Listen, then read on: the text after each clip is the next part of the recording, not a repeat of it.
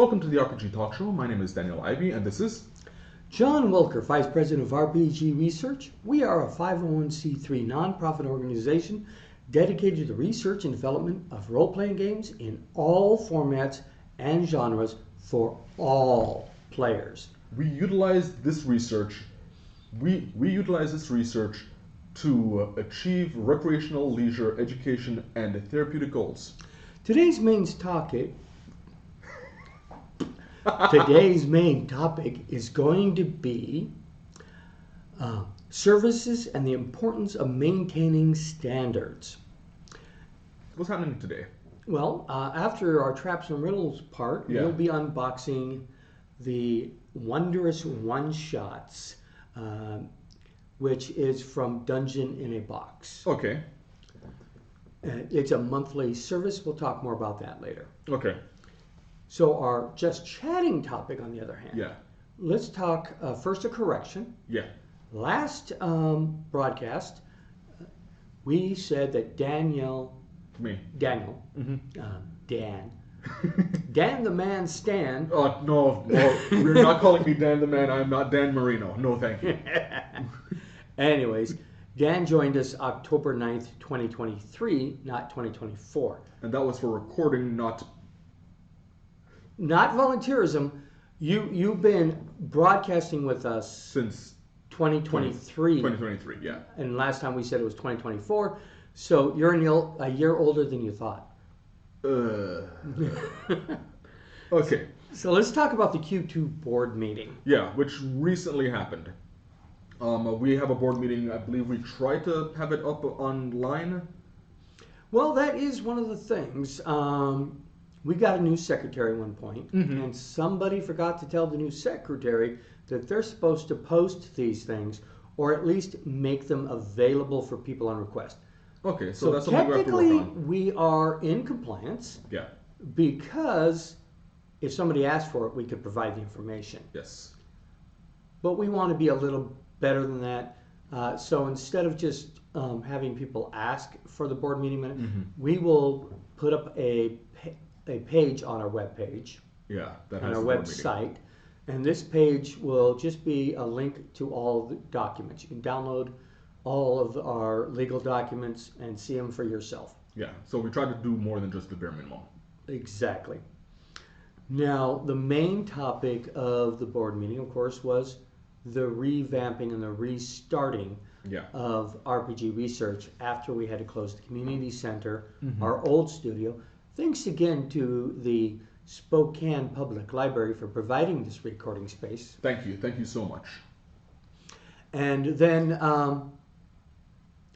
how we're going to get things done in the future. So right now we're trying to move everything into free storage. Yes. It's not actually free, of course. Well, they have to build the storage on Hawk's property and then move everything over. Right. And once we've done all that, we can stop paying for our rental. Yeah. And we'll also be able to access our things more easily. That way we can get things out for events, etc., our community programs, etc. And generally have them a bit more organized. I think you and me were in the storage area to help prep for this show, and it was a bit of a problem. Well, you literally have to pull out 1/3 of everything in that storage shed just to access anything else. I'm not sure if it's 1/3, but I wasn't counting. It may have been a quarter, it may have been a half. I can't tell. No, I can tell. And it was 1/3 of the material. Okay. Yeah. Okay. I trust and you. the reason I can tell is because I have spent many years while I was in the Army doing load plans and packing things. Okay. The only experience I have is playing Tetris and getting things to fit. Right. Yes. Thank you, Russians, for the most important computer game ever invented. I believe it's either only recently surpassed by Minecraft now, or it's still the #1 played video game ever. Tetris. I can't vouch for either way, but I would be. It would take a little bit for Minecraft to meet that goal. I know that Minecraft is one of them, but it's hard to knock Tetris out of first place. Right.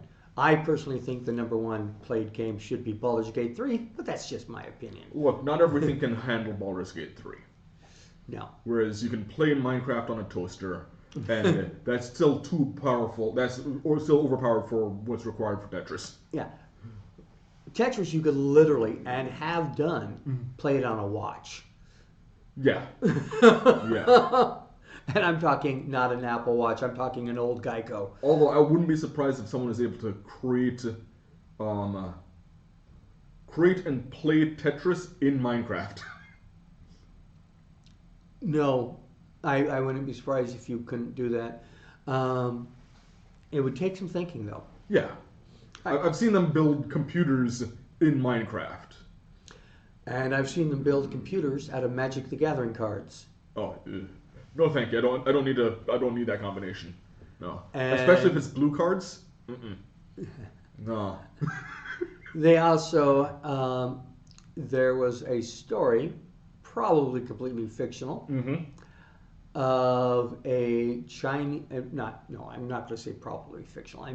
I am nearly 100% sure that this was completely fictional, about a general who used his troops with flags that were black on one side, white on the other side, and make a human computer. I think I've heard that story as well, although I don't know how accurate it is. Yeah, so I don't know if it has any historical backing, but it is technically possible to do so. I mean, Abacus is technically the first computer. Yeah, or at least the first calculator. Well, that's what a computer is. It computates. Yes. So we start with computers that, calculators, Abacus, and then slide rules and other ways of doing this manually before we got into the digital age. And somewhere in between there's the dot matrix and the punch cards. I remember those. Yeah. I literally had to fill out punch cards in high school. Yes, I'm that old. Okay, There's dinosaur tracks on my hard drive. So back to the board meeting. Yes, back to the board meeting. We talked about positions that we need to fill. Specifically ones like a marketing director. Dan is doing his best as our social media consultant, but we need a full marketing director who will get actual advertisements out there, or and make those contacts with the people who have green stuff in their wallet. Yes, they need someone more than just me, who I don't really have any experience, with the exception of random social media posts. Which I think the best I've ever done is I had a comment on a TikTok that is currently at 55,000 comments, but that's like a comment.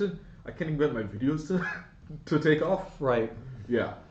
Yeah. There's a artist that I've been talking to on Facebook. She's trying to sell me a custom piece. Okay.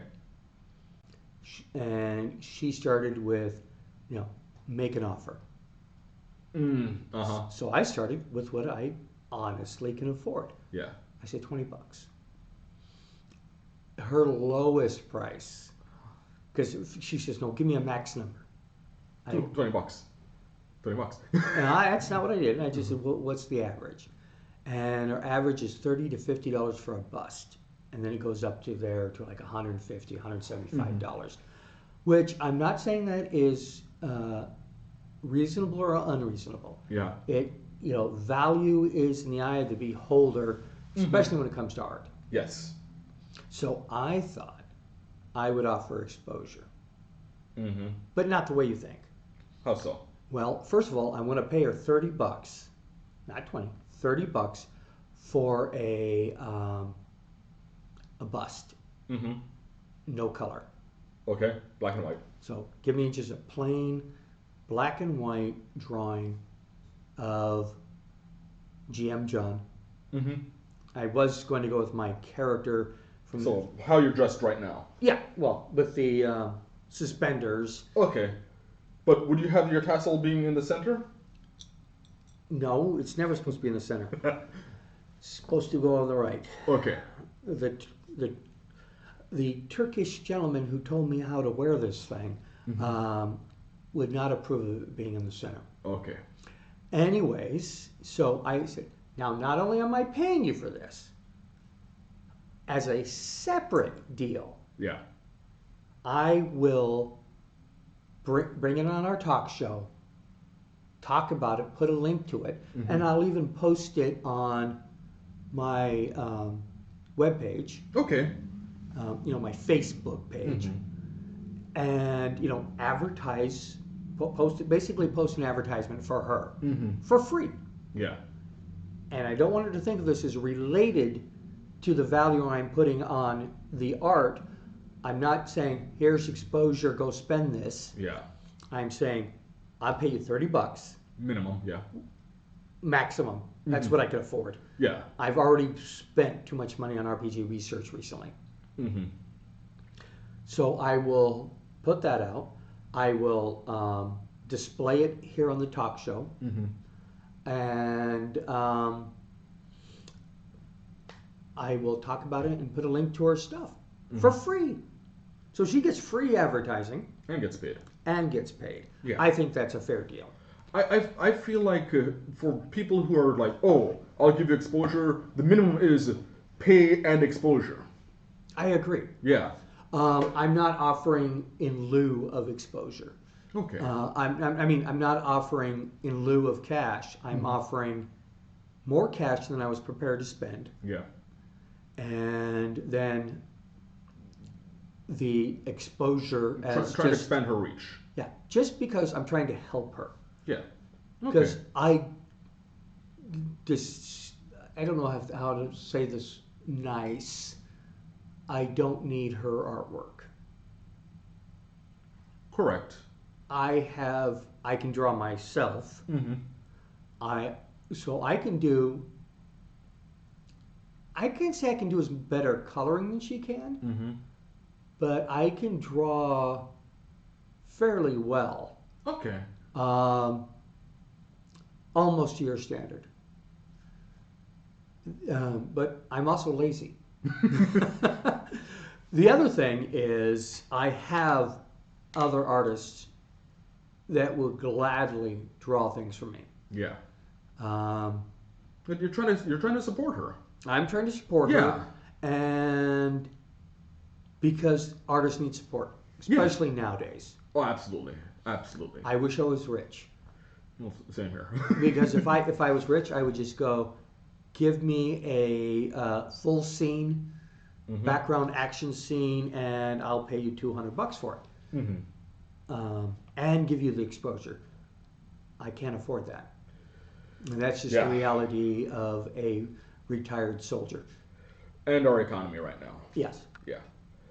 Now, outside of the board meeting, there was actually something that I wanted to mention because I haven't finished watching the video yet, but for me, I was a bit excited about it because it's something that I believe we've talked about, at least privately, that there is a new D&D module that crosses over with Cthulhu.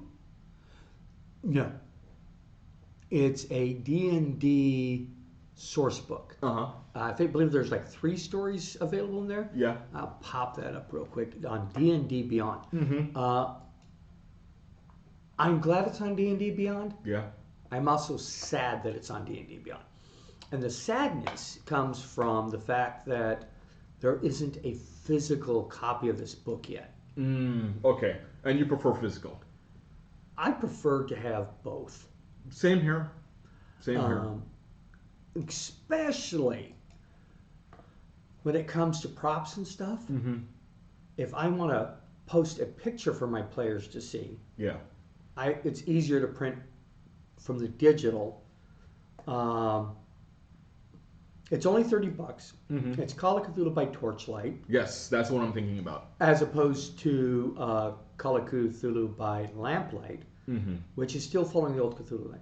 Now, this is an official Chaosium product. Yes. So it is Call of Cthulhu. Mm-hmm. Cthulhu by Torchlight is battling Cthulhu mythos with swords and spells. Yes. It's 5th edition Dungeons and Dragons, specifically 5.24.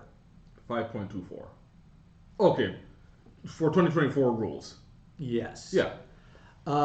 Key features are cosmic horror, new character options, horrid monsters, dreadful tomes, skill challenges. They're bringing back skill challenges. Good. Nice. I still use skill challenges, especially when we're doing our campsite stuff, and you have to make 3 rolls to the campcraft and the downtown activities. Yep. Yeah. I very much prefer that over some of the I want to engage when I'm crafting. Exactly. Yeah. It's much better than just, I do this. Let's see. Unleash new horror creatures for your campaign. Nail-biting skill challenge exploration. I wish they had mentioned whether or not there are any full stories. New feature. Transform into a powerful prowling cat. And use the 9 lines given to you wisely as a warlock of the exalted assembly of the feline court. You don't know enough about H.P. Lovecraft to know the cats of Uthar. No, I don't. Yeah. They live in the Dreamlands. They will also eat somebody who has been bad to cats. See, I already know that for many, many reasons. One's because you are the only person who likes H.P. Lovecraft. I like a lot of the Cthulhu-esque, the H.P. Lovecraft mythology, and I've incorporated a lot into my own world. But there's another thing that, for me, kind of perked my ears. There's a interview between Treant Monk Temple and Mike Merles that was recently put up. Yeah? Turns out Mike Merles, who worked on this, tapped Treant Monk for some at least design consultation. And I'm happy for that because I've been following Treant Monk since before he even had a YouTube channel. Okay. He was very, very active in 3rd edition, and he was very active in the boards, and he was effectively a expert on how to deal with wizards and power building and whatnot. But I respect understanding the rules well, and he has always been, for me, a source of confidence. Where I know if he's saying it, I tend to trust what he's saying. Okay. Yeah. So I'm actually happy to see that he has started actually working in D&D in some form or fashion other than just putting out videos. Yeah, Cthulhu by Torchlight includes everything you need to run an adventure inspired by Cthulhu mythos or make them a foundation of your entire campaign. Now, the problem with that is, do I just tack, I have a module and then I tack it in there? Or do I have, it's got to be all homebrew, except for that I have the stats for the monsters and all that stuff. I would love to have full modules in addition to this. So, there is hope for that because on Drive-Thru RPG, there's the Miskatonic, I think I said that right accidentally, Miskatonic University. Yes. Where it is the equivalent of the DM's Guild. Nice. Fan-based writings specifically for that kind of campaign. I think you can probably even put this on DM's Guild because it's technically a Dungeons and Dragons product now. Yeah. So whether they put it there or there, I'm hoping these will suddenly start coming out. I am, as you know, a big Cthulhu fan. Oh yeah. I have an H.P. Lovecraft Historical Society membership. I mean, it's kind of written on your forehead. Yeah. Yeah. It is. Yeah, there it is. Keeper. Yes. It's got a sanity dial on there, though I don't know why the game master needs a sanity dial. You know exactly why. Never mind. So, yes, I want to see modules there, doing the right modules. I have been waiting for years, and hopefully 2026, 2027 at the latest. I really want to run my Call of Cthulhu Masks of Nyarlathotep. But now I'm like, I still feel I have to because I've gotten all the dang props, the sound effects. I've been working on collecting my own props because I believe you have a specific place for me. Oh yes. Yeah. You are a character. Well, thank you.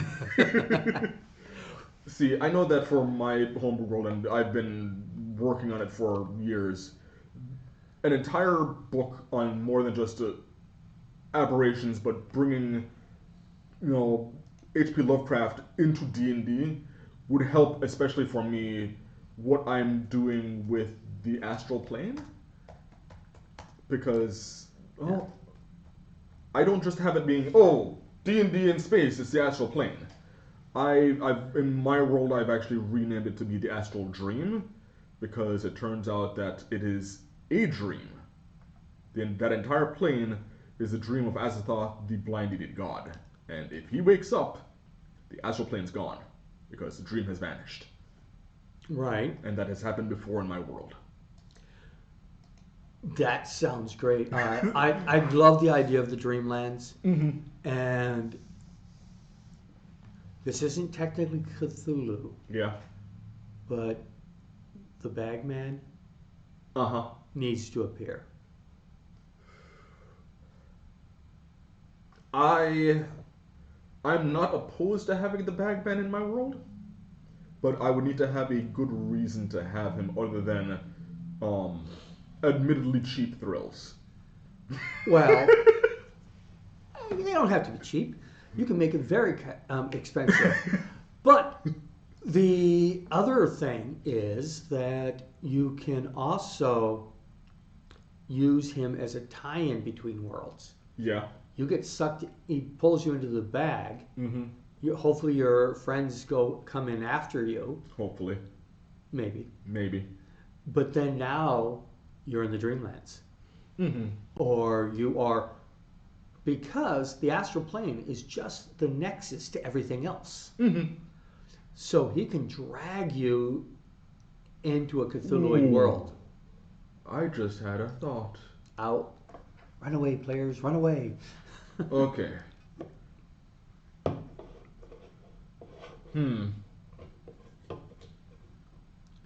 I will leave that for my game my players to eventually figure out if I ever want to do multiverse shenanigans with my world.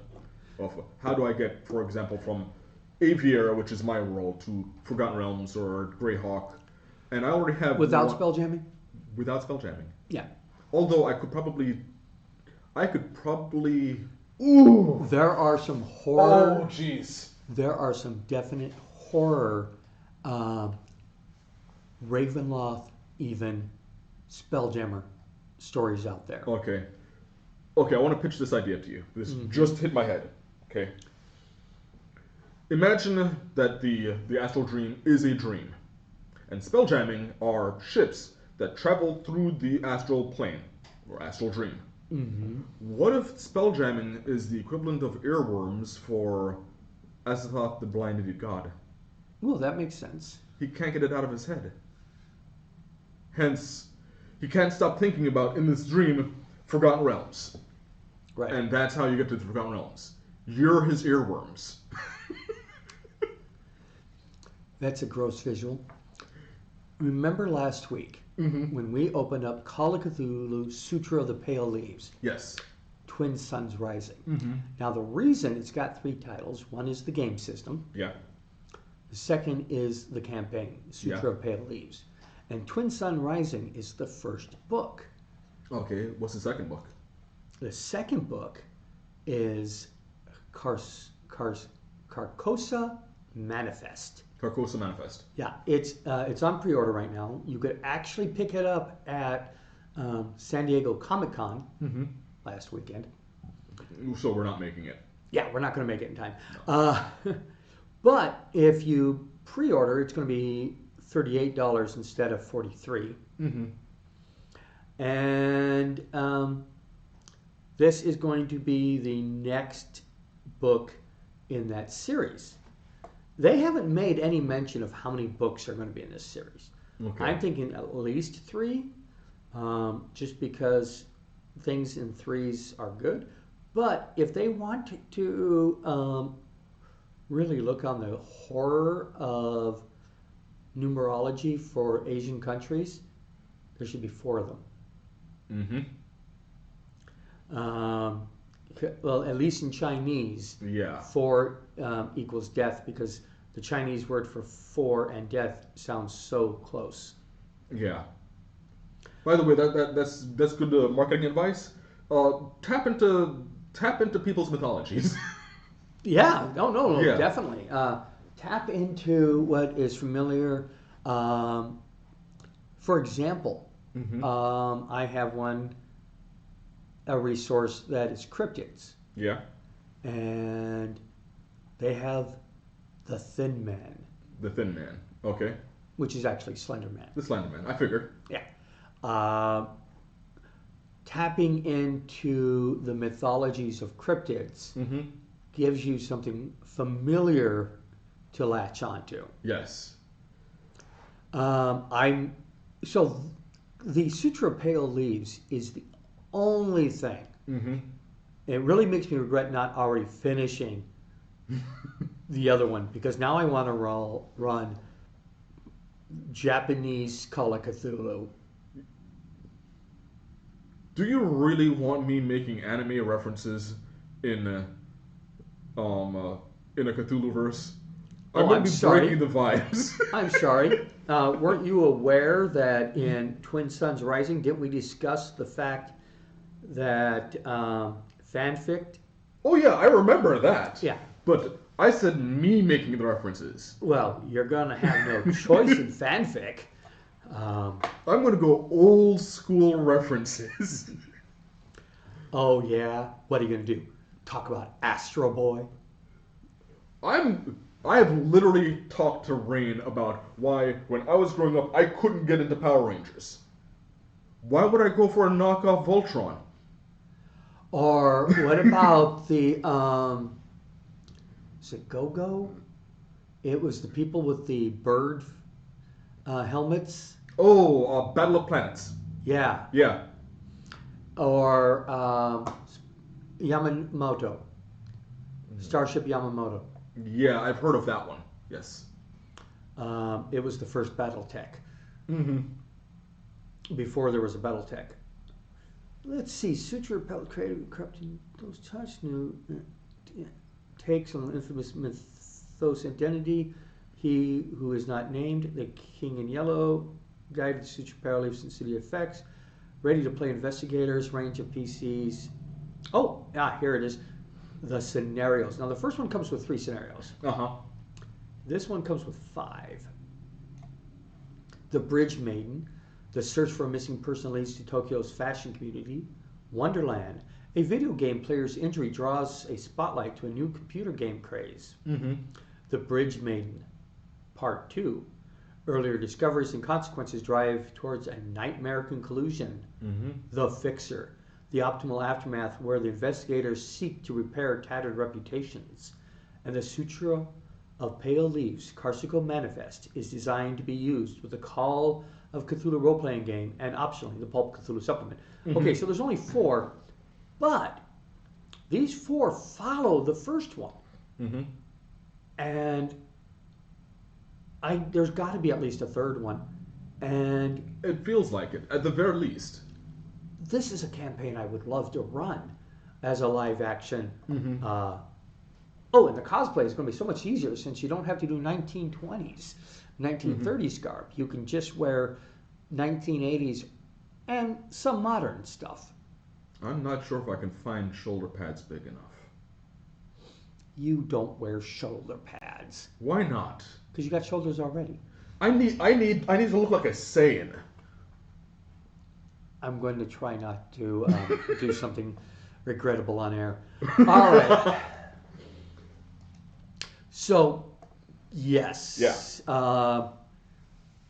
You're right. Cthulhu by Torchlight. In fact, I'm going to purchase it right now for RPG research. It's close enough to the end of the month. Yeah. Now, what else have you been has got you excited besides? I'm on because I know that you are more excited to DM it than play it. You know what? Either way, because sometimes when I'm DMing, I get nervous. Like I'm not prepared. I'm not prepared enough. I'm not prepared enough. Whereas if I'm a player, it's like, how much chaos can I bring? Right. Yeah. One thought that I just had. You've got to be careful when playing a Cthulhu game, though. Mm-hmm. When you bring chaos, mm-hmm. chaos is in charge. See, okay, this is a bit meta, but this is something that I've kind of learned from experience through a few GMs. Mm-hmm. When I tend to bring chaos, there are few GMs that can keep up. I don't think if I've had any problems. I haven't tested you. Mind you, you've kept me entertained. Yeah. I don't need to be... you don't need to bring out my skills. They're already there. Yeah. Though there are things I really want to work on. Mm-hmm. What do you want to work on? I want to work on making familiars and pets. Mm-hmm. I want to make the NPCs better characters. Okay. Well, I mean, we recently converted my raven into an undead raven, and I thought that was a good beginning. Mm-hmm. We can develop that a bit more. Yeah, and we did some role playing. Mm-hmm. But the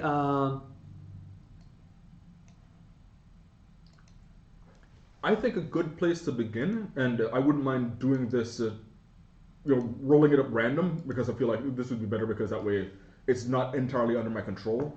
If we can bring up like not necessarily a stat sheet, but a personality sheet for the familiars.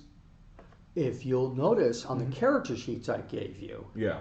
on the back side of the character sheet is the personality Mm-hmm. and how they should react under certain circumstances. Yeah. So, and because I've given the players the responsibility of controlling the persistent NPCs, Mm-hmm. not the, I meet a person on the cliff. That person, as short as their life was, Mm-hmm. is my responsibility. Yes. But the, well, we're not that bad at murder hobos. yeah, you're not. Or the homicidally inclined. Yeah, and the person in this thing, trigger warning, Mm-hmm. committed suicide, Mm. and it wasn't real. Yeah, I remember that. Yeah, it was an illusion. But it is definitely a trigger warning to deal with. Oh yes, yes. Which is one of the topics we'll be talking about a little bit later. Mm-hmm. Trigger warnings and things like that. I believe it's going to be tied into professional standards. Exactly. Yes, yes. So, but that's one of the things I need to make my NPCs more fleshed out. Mm-hmm. Now, I have successfully gotten away with describing personality traits, Mm-hmm. but I really need to get to Exemplifying them? I wouldn't say exemplifying. Mm-hmm. Fleshing them out, Mm-hmm. giving them more personality, Mm-hmm. and show not tell. Yeah. Rather than telling you that this person or that person is a megalomaniac, Mm-hmm. I try to show you they're a megalomaniac Yeah. by their behaviors. Do you think I've been successfully doing that with Avner? No, we've kind of been hijacking Abner to be a coward. and whenever you take over, he's just arrogant. Yeah. So we've turned him into this arrogant coward. Right, but that's also part of a player's job, is to do more. I mean, to add to the universe. Mm-hmm. When some GMs, they'll go to even better extremes. Okay, you walk into a bar. What's it look like? And I ask the player, what's it look like? Yeah. And they create the world around them as co-writers. Yeah, I feel like that is something that you kind of have to start early and get the players in the practice of doing that. I'm not too certain if you're going to be able to get that from some of the players in your Saturday group. Well, one of the reasons is because the players in my Saturday group are, some of them are rules lawyers. Some? Maybe? No. Yeah. Some of them absolutely are rules lawyers. They are very much into the mechanics. Yeah.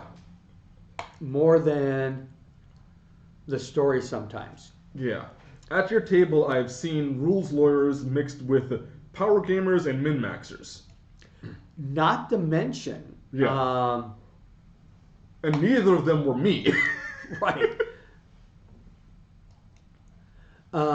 The players who are so bent to do the most tactical, or to get the most power out of every action. Yes. That they'll tell other players how to play their characters. I think you've done a decent job of reining that in. I don't think I have too much problem with that. Yeah. There's just the reminder: let people play their own characters. Yeah. If you're going to give advice, do it in character. I don't have a problem if somebody's yelling, "Cast Fireball," if the character's casting it. Yeah. If the player, whose character is nowhere near the group, is telling them, meta gets messy. Yeah. Yeah. I will punish you. All right, I got Cthulhu by Torchlight up. Okay. The chapters are Passion and Dreadful Insights, Backgrounds and Feats, Subclasses, Mythos Spells, Running the Mythos, Mythos Tomes, and Monsters of the Mythos plus the credits. Some of this artwork I've already seen is quite familiar, as it has been in other Cthulhu books. Okay. In the Chaosium books. Like I said, this is a Chaosium thing. The problem is, it doesn't look like it's got that many pages to it. How many? I can't tell. It's a digital product, and they're not numbered. Okay. There's only one chapter, really. Well, no, there's 7 chapters. Yeah. And I've seen bigger things, and alignment's actually important in this one. Ooh. So example passions include chaos, evil, good, lawful, arcane hunger, devoted faith, hatred, haunted, heroic impulse, insatiable curiosity, justice for all, loyalty, seeker of forbidden truths, skeptical to a fault, survivor's guilt, thirst for vengeance, wealth at any cost. What I don't see, and I can't quite blame them, but I don't see any stories. I'm looking in the Running the Mythos chapter 5, and we have creating a Mythos adventure, the Mythos threat, minions and enforcers, the lurking horror, clues and investigation, types of clues, arranging clues, adding twist, tracking time. Then we get into skill challenges and examples of skills challenges. I don't see any hooks, let alone a sample story. Yeah. and I hate to say it, I want those sample stories to start me off. I may do I'm going to do Sinister Secret of Saltmarsh, but instead of smugglers, they're cultists. Okay. Yeah, I could see that. Yeah. Because I have written full modules. The last one I did was The Long Walk for GURPS. But I got paid for that. So yeah, that's different. But to run, to create a full module or a full campaign, that's more time than I have. Yeah, yeah. I know that I've been spending a lot of time stopping and going, starting and stopping with converting some old modules over into 5th edition. Yeah. But I would really want to get back to actually doing my own stuff and, collecting a lot of the stray thoughts that I've had over the years. I'm like, okay, let's put it into a campaign book. That's what I really want to do with my world. Right. Yeah. So just so you know, the color out of space is a CR8. Aberration? Ooh, let's take a look. Yes, it's a large aberration. It's a large aberration. Is it? Does it have? What is it? It's magenta. It's magenta. Yeah, of course. Do you know why in the movie Color Out of Space, the last one, they chose magenta to represent the color out of space? No. It's not naturally occurring. We can create it, but it's not found in nature by itself. Okay. So it is the most unnatural color they could come up with.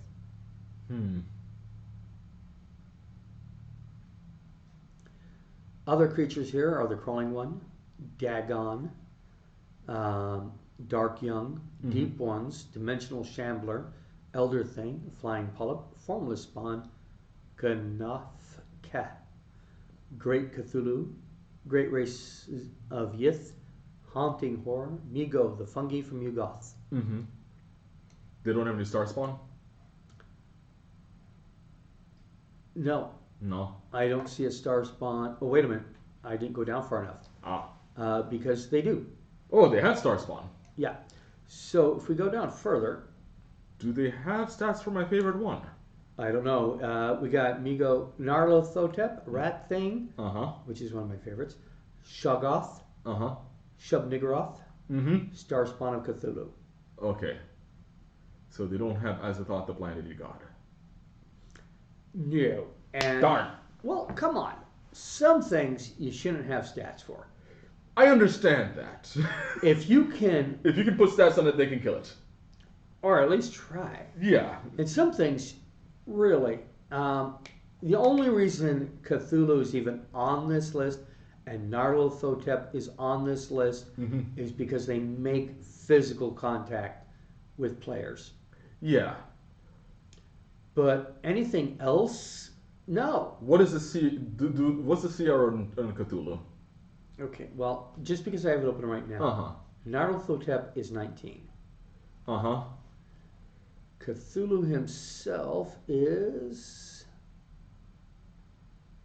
by the way, you have to go to Great. It's not just Cthulhu, it's Great Cthulhu. Great Cthulhu. So it's under G instead of C. All right, let's see. What is his CR? 30. You know, that's appropriate. Yeah. Although Nyarlathotep... I'm trying to remember the power structures of the Elder Gods. Isn't Nyarlathotep supposed to be more powerful than Cthulhu? Or am I getting them switched? Well, Cthulhu is supposed to be more powerful. Okay. Cthulhu is also a full deity. And when you come in contact with Nyarlathotep, you are coming in contact with an avatar. You're not coming in full contact with him. Okay, so, that makes sense. You're coming in full contact with a full god, CR 30. Okay. When you come in contact with Nyarlathotep, he's putting a teensy weak sliver of himself Yeah. at CR19. Yeah, he's putting his minions like, I'm going to play around, and y'all are going to suffer. Oh, exactly. Yeah. And so, what's the size category for Nyarlathotep, do you think? See, I feel like Nyarlathotep should be whatever size he wants. That is the correct answer. Yeah. Even sizes that don't exist in Dungeons and Dragons anymore. Cthulhu, of course, is gargantuan. Yeah, because Colossal doesn't exist anymore. Yeah, and he would be colossal. Yes. I think that Cthulhu would give Godzilla a wedgie. Or at least noogies. It depends on which version of Godzilla. I go with nothing taller than Shin Godzilla or some of the more traditional Godzillas. There is a Planet Eater Godzilla that is of, he sees the stars because his eyeballs are dragging above the stratosphere. Yeah, I'm thinking more along the lines of there are certain versions of Godzilla where he works more as a force of nature. Yeah. Than he's the protector of the planet. So that version, I don't see Cthulhu giving a wedgie to. I'd see him being on par with Cthulhu. Okay, let's look this up because this is what CR I would give Godzilla. Yeah. I just got to look up the monster. And not just Tarask. Well, that's where I start with. Yeah. Because Godzilla is a Tarask with a breath weapon. Yes. So now Tarask is T. Yeah. A-R. I believe so. Okay. Enter. Look for all the Tar names. And he's a monstrosity. Yes. Tarask. There it is. He is also a CR30. Yeah. So since that's the top of the scale for monsters, I'm going to call it a fair fight. Yeah, I do think it's a fair fight. Yeah, you cannot do anything to the Tarask to increase its threat level, but a Tarask with a breath weapon is the new Tarask does have a breath weapon. Okay, Thunderous Bellow. Yep, there it is. Okay, it is thunder damage. Yeah. Okay, but that's just being a loud monster. It's not any top. What happened is they got tired of people trying to claim that a Aarakocra with a longbow can solo it. Right. Yeah, so they gave him an official breath weapon as opposed to, in the rules by Raw, you can take a look at the improvised weapon rules, which is in the PHP, and the improvised weapons rules say that if anything, monsters included, uses an improvised weapon and it's close enough to a real weapon, just use those stats. Okay, let's create the ultimate Godzilla. So you give him armor. So instead of an armor class 25, yeah, he gets plate mail. So you're trying to make Mechagodzilla now. Yeah. Okay. I'm not. Let's not go that ridiculous. But really, with the new rules, Yeah. all you do is change the damage from thunder to Radiant. and Yeah. he's Godzilla. Yeah. And the target has the definite frightened condition until the end of the next turn. Sure, why not?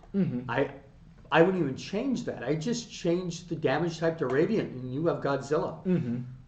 See, there's one thing that I doubt it's going to be there on Cthulhu, but for me, it wouldn't be Cthulhu unless it was there. Yeah, what's that? Just taking a look at him, you need to make a sanity check. Horrid Aura, a non-mythos entity that starts his turn within 30 feet of the great Cthulhu, takes 10 psychic damage. Legendary resistance, 6 times per day. Not 6 times, 6 times per day. Save versus boat. Even death may die. Banishment rules. Don't want to get too much of those. Let's see. Multi-attack, crushing claw. Ooh. Apocalyptic Majesty. This is a recharge on 5 or 6. Wisdom saving throw DC 23. Creatures of Great Cthulhu's choice that can see or hear it within 500 feet. The first time they fail, the target takes 110 on average. That's 20 die 10 psychic damage and is frightened of Great Cthulhu. So that's he chooses you as opposed to you just being within 30 feet. Yeah.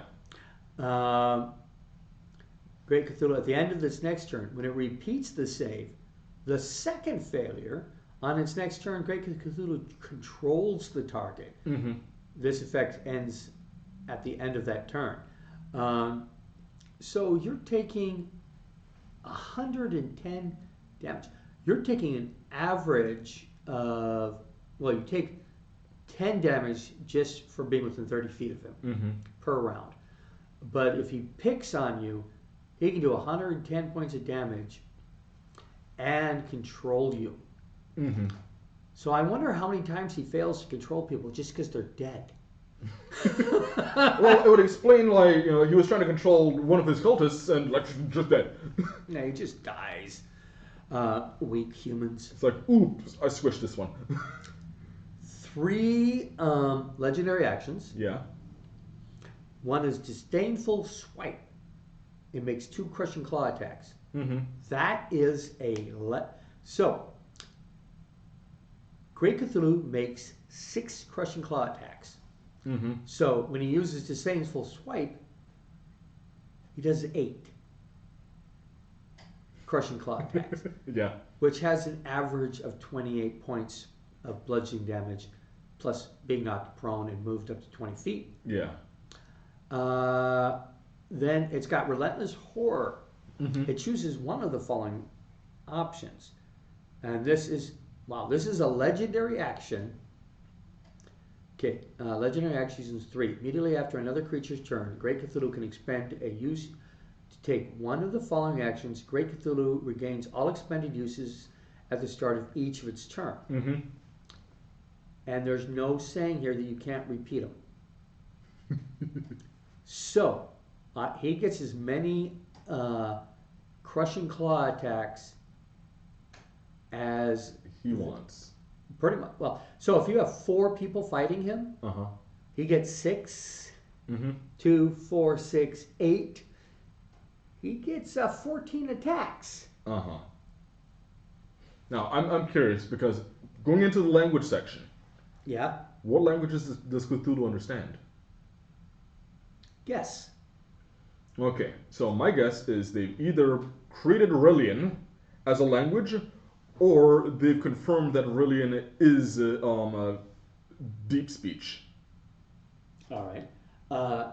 In this entry, yeah, both of those things about the language may or may not be true, but in this version, he speaks all languages. It just says he speaks all languages. Yeah, languages. Darn, didn't get confirmation. Didn't get confirmation. Yeah, that might be confirmation somewhere else. Yeah, see, because I treat deep speech like Rillian. Yeah. So here's the scary part. On a recharge of 5 or 6, he can choose something other than the disdainful swipe of making 2 Crushing Claw attacks. Yeah. He can teleport up to 200 feet to an unoccupied space. Cthulhu off the top ropes. Yeah. He can immediately end one spell or condition affecting it. It ends one spell or magical effect of its choice within 120 feet of it. Oh, you got mage armor? No, not anymore. Oh, no, that's worse. No. You have foresight up. Gone.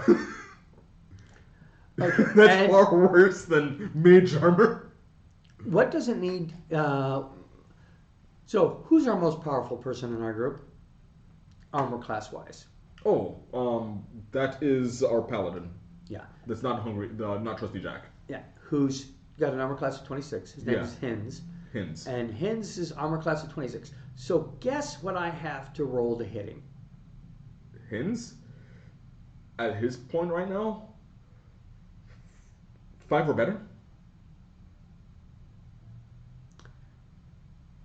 Let me think. 5 No, actually, it has to roll a little higher than that. A little higher? Yeah. 7? I think 7 would do it. Okay. Well, it is No, 7 is exactly what he needs to roll to hit hens. A 7 or higher, because he has a DC, a to hit of plus 19. Plus 19. Yeah. Yeah. But it's also CR 30. Right. I would hope that for hens, his armor class would have gone ridiculously much higher. Okay, so he's got 30 armor class. Uh-huh. He still has to roll an 11 or higher to hit you. Yeah. It's got just under a 50-50 chance of hitting you every time. Okay. And its armor class is pretty high. Okay. Now, I had a thought, and it's kind of, I guess, just talking is going to be a lot about Cthulhu verse and H.P. Lovecraft. Are you familiar with the back rooms? The what? The back rooms. That is a SCP? Yes. Yeah. Do you know if they've started incorporating the back rooms mythology stuff with the H.P. Lovecraft? Because I feel like that would be a perfect combination. The other way around. SPC, Secure, Contain, Protect, is will drag some Cthulhu Mythos ideas into their stories, but nobody on Call of Cthulhu is dragging Mythos over. They're not dragging in SCPs to Cthulhu. Now, other things that might be are like the Musgrave records or document. And that's another one. I think we did an unboxing of it already. Musgrave. And it is, I have a recording for it. That is your orientation recording. Okay. It's where you find out that you really are in something worse than you could have thought of. So, what is my next campaign? Is going to be, I believe, Keep on the Borderlands. Keep on the Borderlands. Yeah. It's called Heroes of the Borderlands now. But it's located at Keep on the Borderlands in the Cave of Chaos. And I'm going to do a full, or maybe I won't. Maybe I'll just do that part because there's so many other campaigns I want to do. I want to bring in Cthulhu by Torchlight. I've got other starter sets. So right now, I'm basically doing one-shots. For a little while. I think I'm going to do that for a while and let people get as many new people rotating through my table as possible. So I'm going to do the new starter. Then I'll do the next new starter, which is the Hellfire Club. From, what do you call that? Stranger Things. Yes. And then I'm going to have to run at least a couple Cthulhu by Torchlights. I also, what I really want to do is once I get enough printings done, I'm going to bring back Ravenloft. But this time it'll be Ravenloft with 3D printed buildings. You've been wanting that for a while. Forever. Yes. And I'm just now starting to ask people to do the printings. The only thing that is going to make it better than my 3D printings is the Beatles and Grimm's set. We have no sponsors, but if anybody wants to send us a Beatles and Grimm's Ravenloft set, pretty please. Yes. So we are about to go into our next section, which is going to be our main topic, which is where we're talking about the importance of professional standards in role-playing games. Yes. Yes. And we're not just talking, well, we'll define what professionalism is, because there is a difference between being a quote-unquote pro and being a professional. Yes. A difference between somebody who's... I got paid once for dancing, so that I'm a professional dancer. That doesn't necessarily mean you have professional standards. or skills. Correct.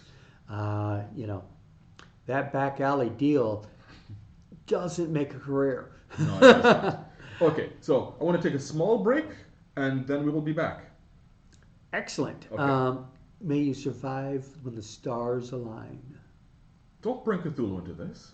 He was already here. Welcome back. This is the main topic. My name is Daniel Ivey, and this is John Wilker, Vice President of RPG Research. Welcome back to the show. Our main topic today is professional standards in gaming. Or the official title, Services, the importance of maintaining standards. But yes, maintaining professional standards in gaming. Now, we're not talking about your home game. We're talking about your games you run in public. I would actually argue home games as well. At least some professional standards can work really well if you carry them over. Well, true. Yeah. But they're not as necessary. You can have a lot more leeway in your home group as long as you're using the safety tools. Yeah. And have full consent from your players. Mm-hmm. Now, it doesn't matter what kind of game you want to run at home. Yeah. If you want to run a game full with blackjack and hookers, then go right ahead. Yeah. Well, that's just a mature game. Right. Yeah. Or you can even go beyond mature and get into the grotesque. Mm-hmm. That's up to you and your players. If all the players want to play that way, go That's for fine. it. But if you're doing a public game, Yeah. or a paid-for game, Mm-hmm. there are certain standards that you probably should get into your tool belt Yeah. to make it better. Now, so let's define what a professional is. Yeah. So we were joking earlier that there was a couple of different renditions of a professional. If you're getting paid, then technically you could be called a professional because you're professionally doing it. That doesn't necessarily mean you have professional standards or professional training. Right. Yeah. Now, I was a semi-professional ballet dancer. Yes. And by semi-professional is definitely had professional standards, Mm-hmm. definitely went to shows, Mm-hmm. put on theater, but I wasn't actually getting paid for my ballet. Yeah. Now, when I got paid to go to parties and dance, Mm-hmm. then that made me technically a professional dancer. Yeah. But I still considered myself as semi-professional. Yeah. Because to me, somebody paying me for something doesn't mean I'm good at it. Correct. Or that I meet the standards. Yeah. That works. Now, some people will say a professional is somebody who has 10,000 hours in a given topic. Mm-hmm. Well, which is better said as an expert. Yes. Some experts are professionals, and some professionals are not experts. Yeah. The other definitions we have for it is if this is your career. Mm-hmm. So if I do it as my hobby once in a while, or occasionally get paid for it, Mm-hmm. but it's a side gig, you're really not a professional. Yeah. I'm a pitch hitter for a baseball team. Mm-hmm. This is purely fictional. I do not play baseball or softball or sports ball. What about cricket? That's just wouldn't be cricket. Especially since I don't even know the rules. Of course not. You're American. Don't hold that against me. I will. You're evil. Anyways, Don't let that get out. I think the audience can figure it out on their own. I mean, it's just obvious. Anyways, moving right along. Wow.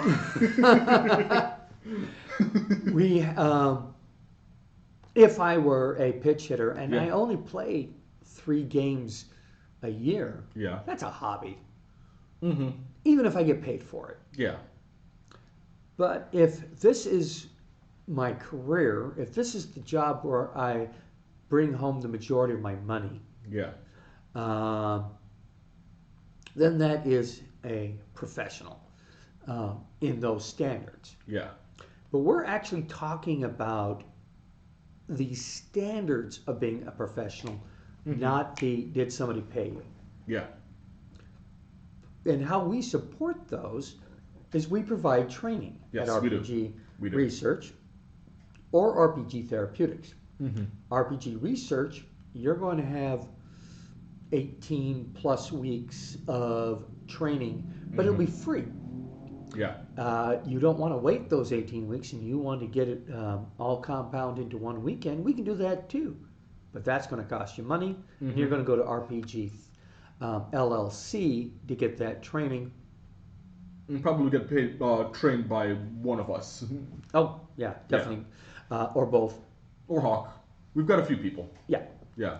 But we're going to train you to professional standards, and we're not going to teach people how to play D&D. No. Or teach people how to play Traveler. No, the training that we provide tends to be system agnostic. We're less concerned about what game you're playing and more what you're doing in terms of, especially the power dynamics of the game master versus players. Or with players. Yes. Because it should never really be a game of player versus GM. That's actually one of the things that we go into where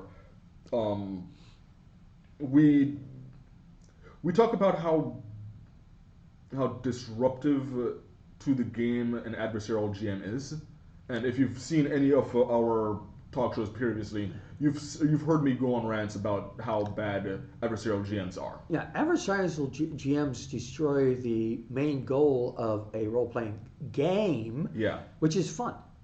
Yes. So who do we want our training for? We usually train those who are working towards receiving a diploma as a volunteer at RPG Research. We do have a diploma program that says, I am a professional game master who meets professional standards. Working towards certification or employment at rpg.llc. You can use this certification to go to other places like rec therapy jobs or something like that. I do believe Hawk has mentioned that we're getting some certifications for certain colleges where our training counts for college credit. Right now, continuing education. Yeah. But then the next, because we have done some continuing education programs through the American Therapeutic Recreation Association, known as ATRA. Yes. So people are working through those kind of certifications to show that, hey, I should get paid more because I'm an expert in this topic. Working towards becoming a professional paid game master in various fields. This includes education, entertainment, healthcare, recreation, research, or therapy. Yes. And now, this is where I have to bring up the difference between entertainment and leisure. Leisure is your home game. Yes. It is you playing with your friends for the sake of playing. That's leisure. Entertainment is I'm playing for an audience. Yes. Even if the audience is paying you to entertain them. Yeah, I am. Yeah. But the point is, you're playing for an audience on YouTube, Twitch, in a stadium, which certain celebrities have already done. Yes. Holy cow. And it's good to have these things. Yes, we will introduce you to a wide range of role-playing games. From safe for 5-year-old children on Thank You Evil. Yeah, to things that are extremely mature, such as, well, Call of Cthulhu or the Book of Vile Evil. Book of Vile Darkness. Vile Darkness, yeah. The Book of Vile Darkness. And worse. Vampire the Masquerade. Yeah. Werewolf, well, all of Werewolf, all of White Wolf. Yeah. Can be classified underneath that, so. Or Vampire the Masquerade, Werewolf Apocalypse, so on and so forth. Lamentations of the Flame Princess, which is as pornographic as you want it to be. Yeah. So, those are the kind of people we're doing. And now, when we're talking about certification and licensure for a professional game master, you technically can do it with none. Critical Role doesn't have any educational background in how to do a role-playing game. They didn't get training. They learned by doing. Yeah. And they also had the training as voice actors, but they don't need certification for those. They have IMB postings. Oh, IMDb. Yeah. Yes. Can you define that? No. International Movie Database. Yeah. Yeah. IMDb, yeah, International Movie Database. I believe that's what it is. But don't quote me on that. Yeah. And but in my world of doing role-playing games, we have several certifications and licensure that we work with. We have a business license, both for the nonprofit and for the separate RPG LLC profit. Some of us are registered recreational therapists. In the state of Washington, we have a registration program. This provides oversight. Yes. You can complain about my professional conduct to the rec therapy or the registration and licensure board in Washington State with the Department of Health. I can be censured, I can be fined, I can be jailed, depending on what it is. Basically, they can hold you to standards. They can hold me accountable. Yes. That's really what it is. And we prefer to be held accountable. Yes. The higher level than that is the CTRS, Certified Therapeutic Recreation Specialist. That's a national certification. It's not a license, not like a doctor's license. Yeah. Rec therapists are groups like ATRA, etc., are trying to make that a licensure. So almost like a doctor. Okay. Hopefully they won't push it up so high that those of us who got the training for CTRS are no longer eligible to practice or something stupid like that. Hopefully. Teacher certifications. Some of us that work or volunteer have teacher certifications. Did you know that only like 19 states require teaching certificates? Okay. Washington State does. Good. Idaho doesn't. I'd be tempted to take a look at the overlap between the states that require those certificates and the standard grading for schools in that state. Yeah. I might eventually get my teaching certificate. I do teach using role-playing games. I do write up actual school curriculums and write up it as a rec therapist. So that's how I get around having a teaching certificate, because I am covered under my rec therapy. Yeah. But a teaching certificate allows me to ask for a couple more pennies per hour. Yeah. Now, RPG certificates and diplomas is what we provide. Now, there are other companies, I'm going to be perfectly honest, there are other companies out there that do provide certification. Yes. Geek therapists and things like that.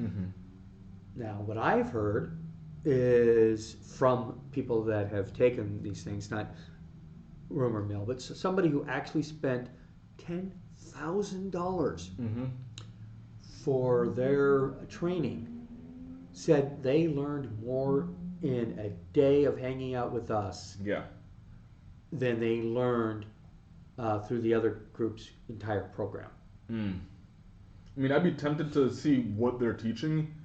I mean, I know that we've caught a couple of people that have gone back and forth between the groups, but I have no idea what some of the others are teaching. Yeah. Yeah. Well, what I can tell you, because this is what I know, we get into more nitty-gritty.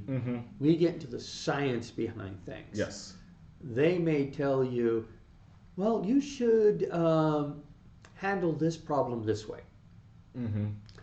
You should look out for these trips and traps. Yeah.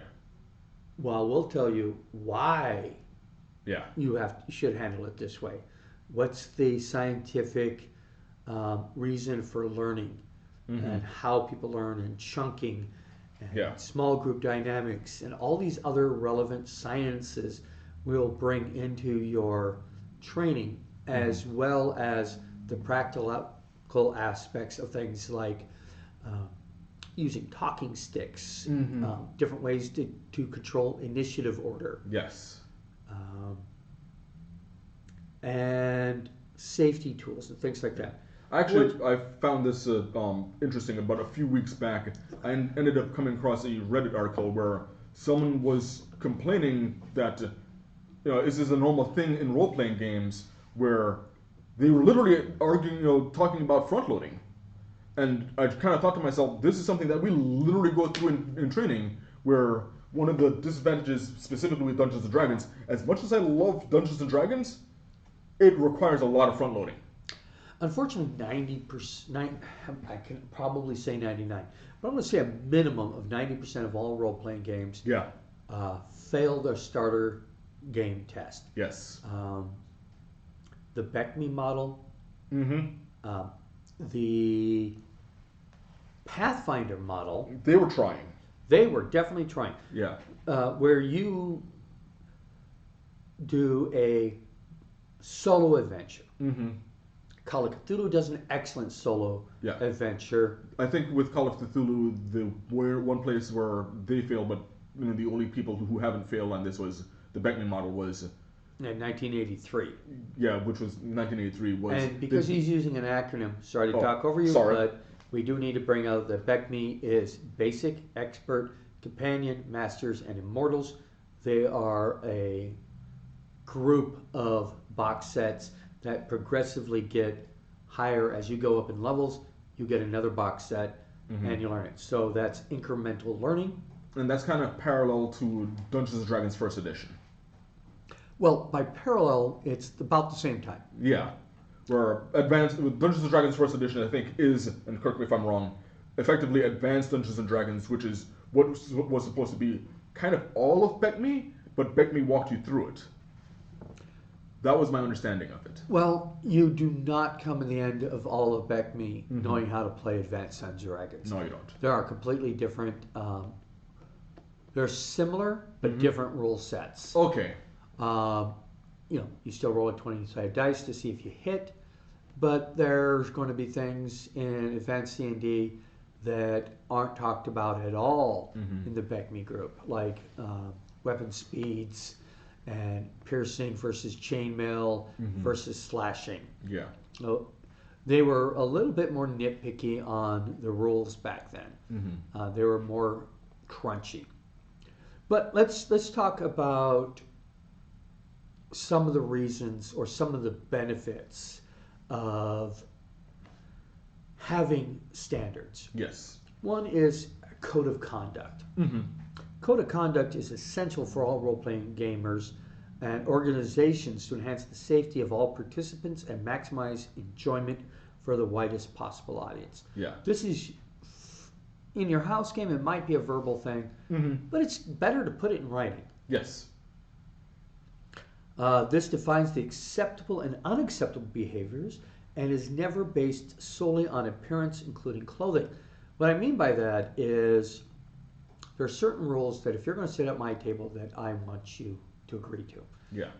My personal table, I want you to reduce the amount of swearing you do as much as possible. I personally don't like swearing. And so it's an agreement on us. What is an acceptable amount of swearing or whatever? Yes. The things about appearance is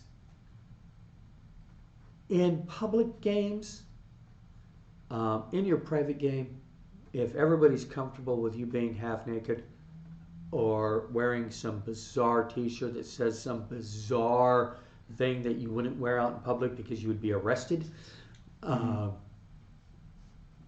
that's you. But we will have in our code of conduct Some rules, Yes. like if as long as it doesn't get you arrested, you can wear it. Mm-hmm. But we're not going to judge you solely based on the garment you chose to wear.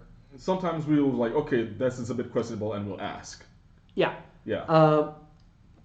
So, and there has always been the argument that it's going around. If it's obvious that this is offensive and threatening, you shouldn't wear it. Or we shouldn't let them at the table. No questions asked. Mm-hmm. Well, sometimes things that appear offensive Yeah. are only offensive in your culture, Correct. not their culture. Yes. So there's some cultural difference. Now, I will, unlike some people who say everything has to be questioned, some things are quite obvious. If you have something that says a racial slur and they must die, Mm-hmm. that's not ambiguous at all. Mm-hmm. So then I can say, no, you're not sitting at my table. And I don't have to question you because you have put something that is so unambiguous. You literally put the words that say it. Now, if I see an image Mm-hmm. that I don't understand, there is an image out there of wolves. Yeah. And their tail, their legs, not sure about their face, but the tail and their legs are penises. Uh-huh. And they're called dick wolves. Yeah. If I didn't know anything about them, I would have to question this. Yeah. Like, what is going on with here? Just the fact that you're hanging genitalia, even cartoon genitalia, Mm-hmm. is going to make me question you. Yeah.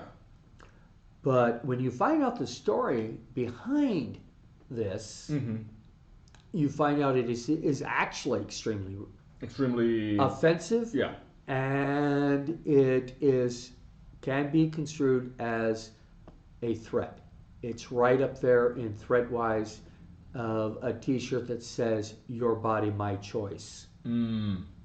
Okay. So normally when I said at the very least we question is even if they say it outright, the question isn't necessarily what does that mean. It's one, why are you wearing it? Do you realize that this could be offensive? And do you have another shirt that you can wear?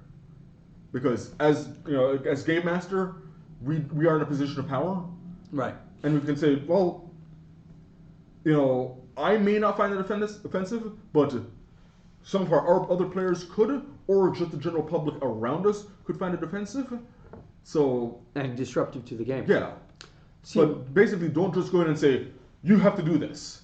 Go in with a sense of understanding of trying to understand why it's happening. a lot of people will want to, when they see this racist threat T-shirt or this rapist threat T-shirt that you are wearing to deliberately provoke other people,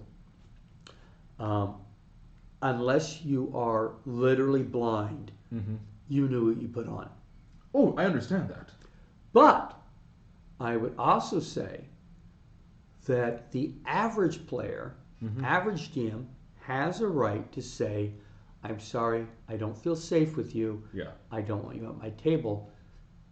I, on the other hand, because of my professional standards, would say, you can join me, but you can't join me wearing that shirt. I literally fired somebody from one of my jobs for having Nazi symbols written all over his face. Yeah. And he was told to remove them. He didn't remove them in a timely manner. I fired him. And Did he even show attempts to try and remove them? No. Okay. There wasn't, like permanent marker that was spread across his face. There was no effort made. Okay.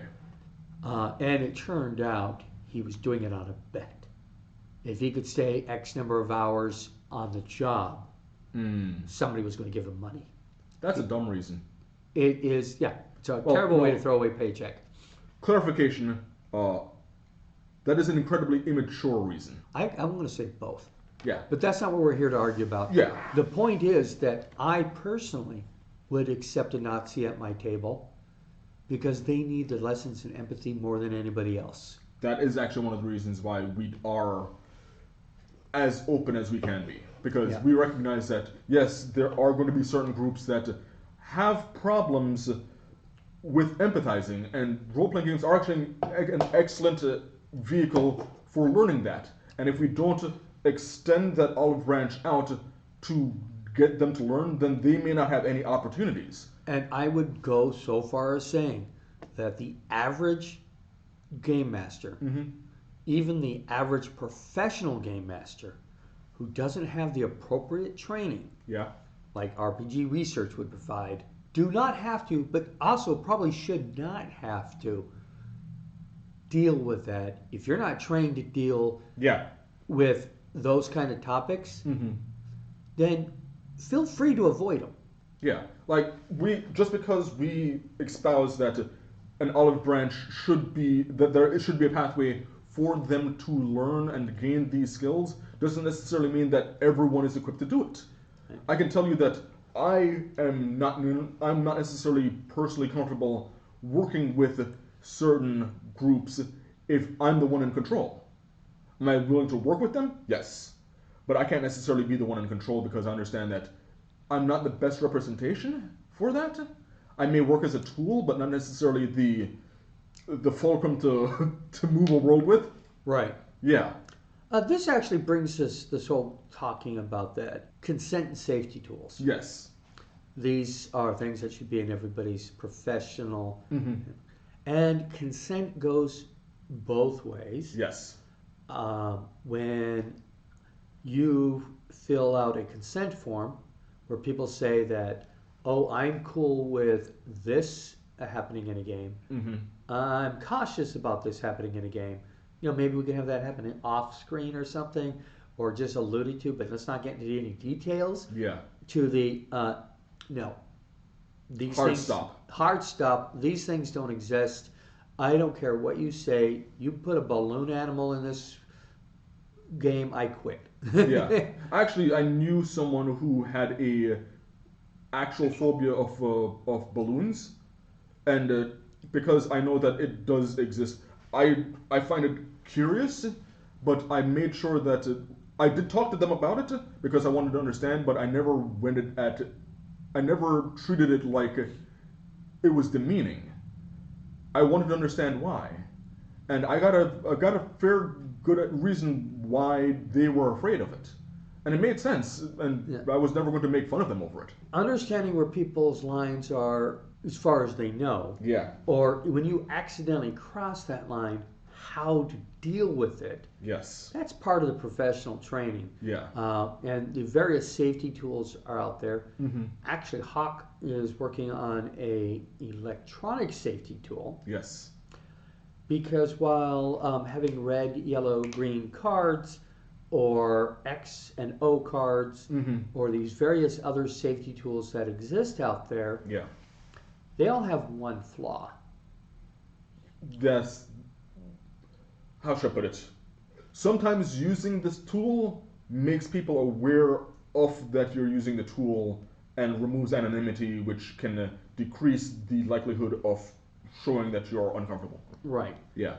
There's a scene, and I identify something in that scene, and then I hit the X card. Everybody at the table knows it was that scene and could probably easily figure out what about that scene was disturbing. Yes. So Hawk is creating an app. Yeah. And I don't want to go into any further detail. Because people steal things. Yeah.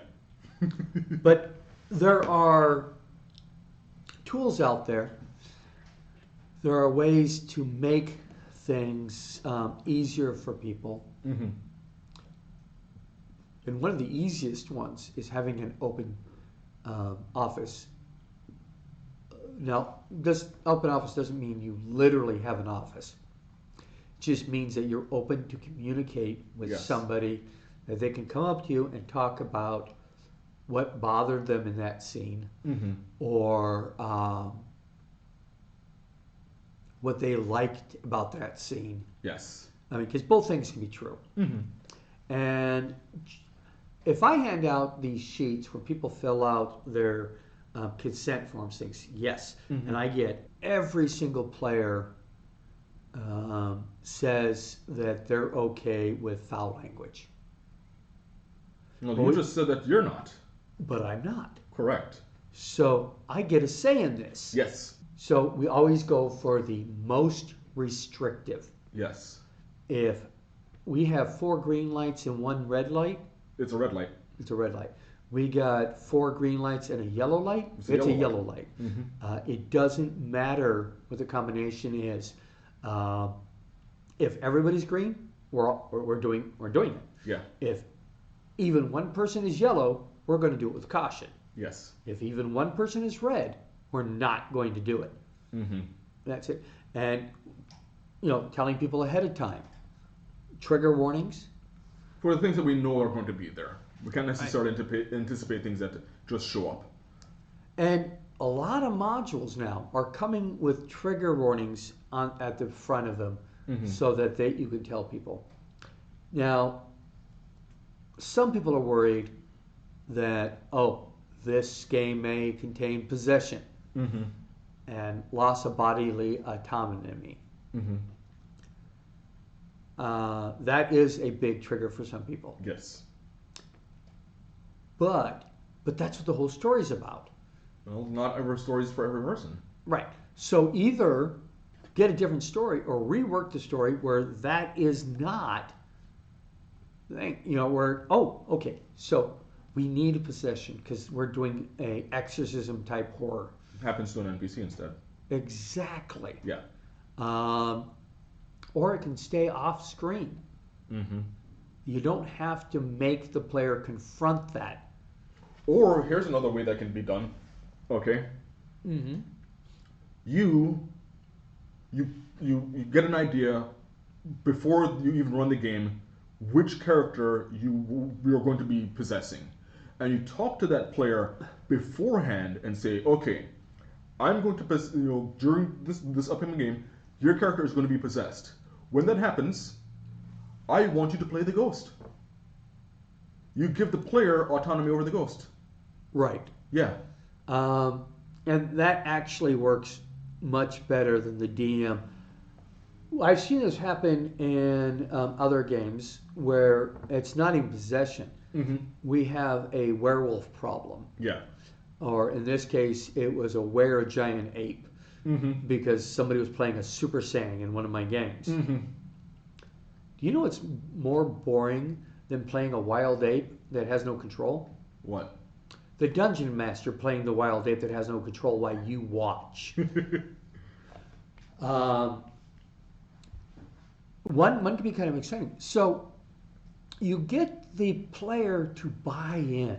Okay, you're going to play your character. You're going to roll for the dice. Yeah. You're going to select what to do. But you need to role play him as if you're not in control. You will attack the nearest target. Yes. Regardless of who they are. You will do things that aren't in your best interest. If you do good role playing, I will give you inspiration. Okay. There will be rewards. Now, so the first session that he turned into a grade 8, yeah, I control the character. Not fun. No. Then I let him control the character, but still be an uncontrolled character. Yes. And so he started working on his downtime activities, meditation and self-control, so that when he changed into a grade 8, he had an opportunity to gain control. Okay. He had to make wisdom tests. Okay. Multiple wisdom tests to gain control in a fight. It would take him at least 3 rounds to gain control. And he has to succeed on 3 wisdom checks to make it. Yeah. He did that once. And then on the very final battle, Mm-hmm. he pulled out we use critical hit cards. Yeah. And good luck cards and bad luck cards. And one of the good luck cards is called Fortuitous Circumstances. Yeah. Where it's almost a wish. You're not going to get a level up out of it, but you can definitely say, oh, I'm being swallowed by a T-Rex and I find a bone stuck in his throat and I grab hold of it and I use it to swing my way back out of the mouth. Mm-hmm. It's that really lucky moment. Yeah. So he uses Fortuitous Circumstances to give himself actual control Mm-hmm. in the final battle of the campaign, which was, we started off with absolutely no control and slowly gave him more and more control that he had to earn, which means storytelling wise, Mm-hmm. it was so much of a bigger deal than saying, yeah, just control your character. Nice. You made him earn it. Yeah. Yeah. And it felt better for him because he did that. Mm-hmm. So, in a wrap of the things that you want these things for is besides I have professional standards. Yeah. Some of the benefits of professional standards and having written codes of conduct Mm-hmm. and using safety tools it reduces some legal liabilities, Yeah. helps you comply with insurance requirements, Mm-hmm. that helps lower your premium costs. Yeah. Yes, you could technically do professional dungeon mastering without insurance. Mm-hmm. And if something goes terribly wrong, well, you could be destroyed by that. Yeah. You could be legally liable depending on how bad or aggressive the lawyers or the people coming after you are. Yeah. Yeah. It also can, especially if you're doing online streaming or things like that, Mm-hmm. it can help you avoid the risk of being demonetized. Yeah. You're not making any money off that one Mm-hmm. because you said or did something egregious. Yeah. Now, I wanted to call back to last episode. Both of us mentioned that even before we came to RPG research, we felt like we had professional standards. Yeah. Yeah. For my case, it was standards in prep, Mm-hmm. standards in props. Yeah. My wife didn't want me to start using the too deep. Yeah. You were focusing on a certain level of quality. Yeah. Yes. So I had a standard of quality and I had a standard of conduct for Mm-hmm. my games, a standard of storytelling Yeah. and fairness and things. So I had all these standards because I treated the players as clients, Yeah. even though they weren't paying me. Mm-hmm. Now, I can tell you that for me, especially when I think about the 4 areas of gaming that we mentioned, which is therapeutics, education, leisure, and recreation, I'm thinking to myself, why am I playing this game? What is the intent? So, for example, with recreation, my primary concern is everyone having fun? Right. Yeah. Is everyone having fun? That is my goal in every recreational game that I run. For entertainment, my goal is the audience having fun? Right. And hopefully the players and you are having fun. Yes. But your primary goal is to make it fun for the audience. Yeah. And I know that I made it sound really, really simple, but I also think about what does that mean? What does it mean as a game master that everyone is having fun? I have to include myself. For entertainment, I understand that the players having fun will help the audience have fun. Right, definitely. Yeah, there is that dynamic. I do genuinely think about those things. I think it was Sir Laurence Olivier Mm-hmm. who, when he on his deathbed, this is the rumor, this is the story, Yeah. that he was asked if dying was hard. He said, "No, dying's easy. Comedy's hard." And you're also pointing out the fact that intent is a big difference Yes. between professionalism and just playing for fun. Mm-hmm. Because like the difference between science, the difference between therapy and education is documentation. Yeah.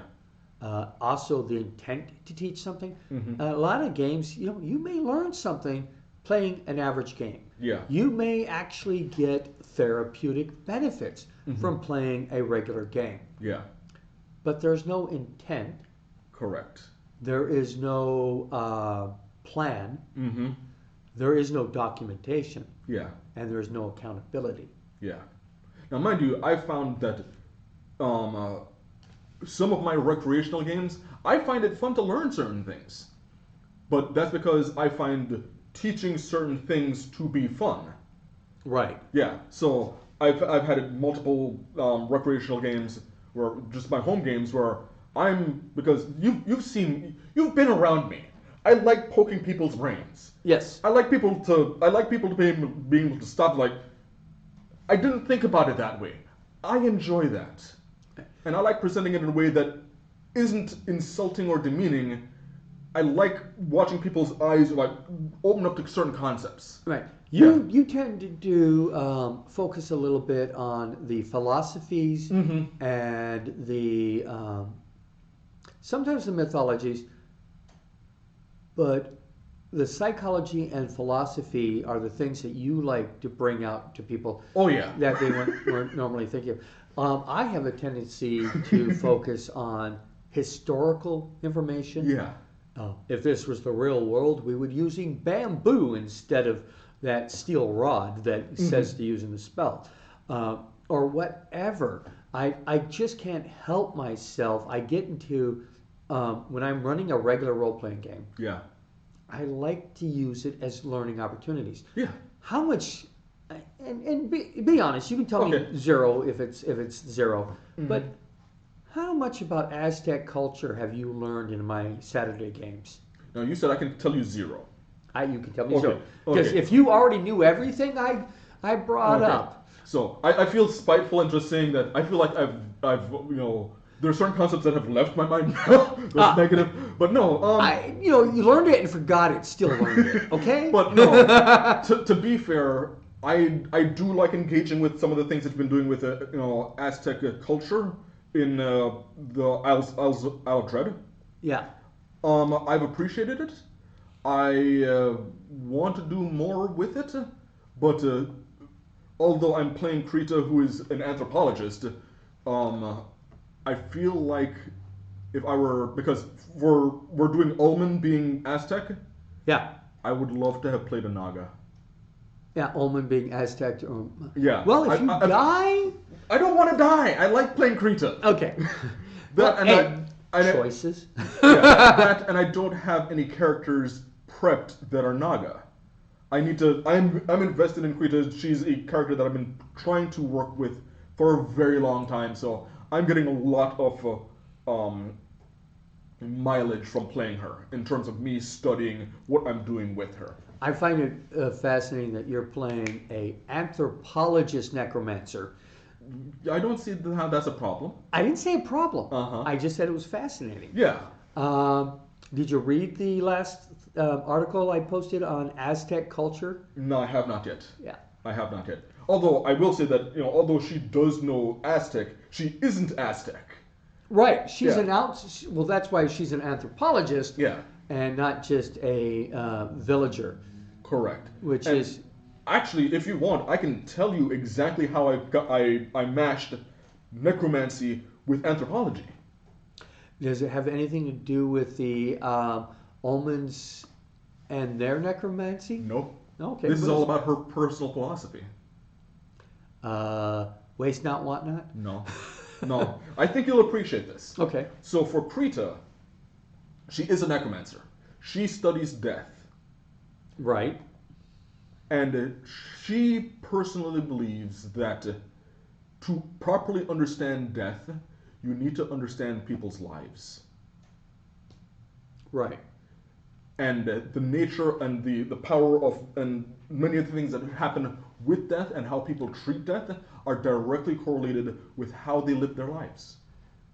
Right. And, the concept of whether or not you view death as a comma or a period. Correct.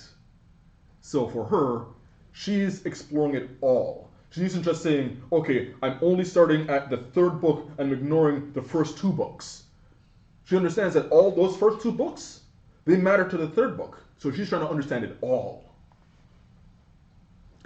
See how that makes sense? Yeah, no, it makes perfect anthropology sense. and necromancy. I was just thinking also how she would work in a different campaign settings.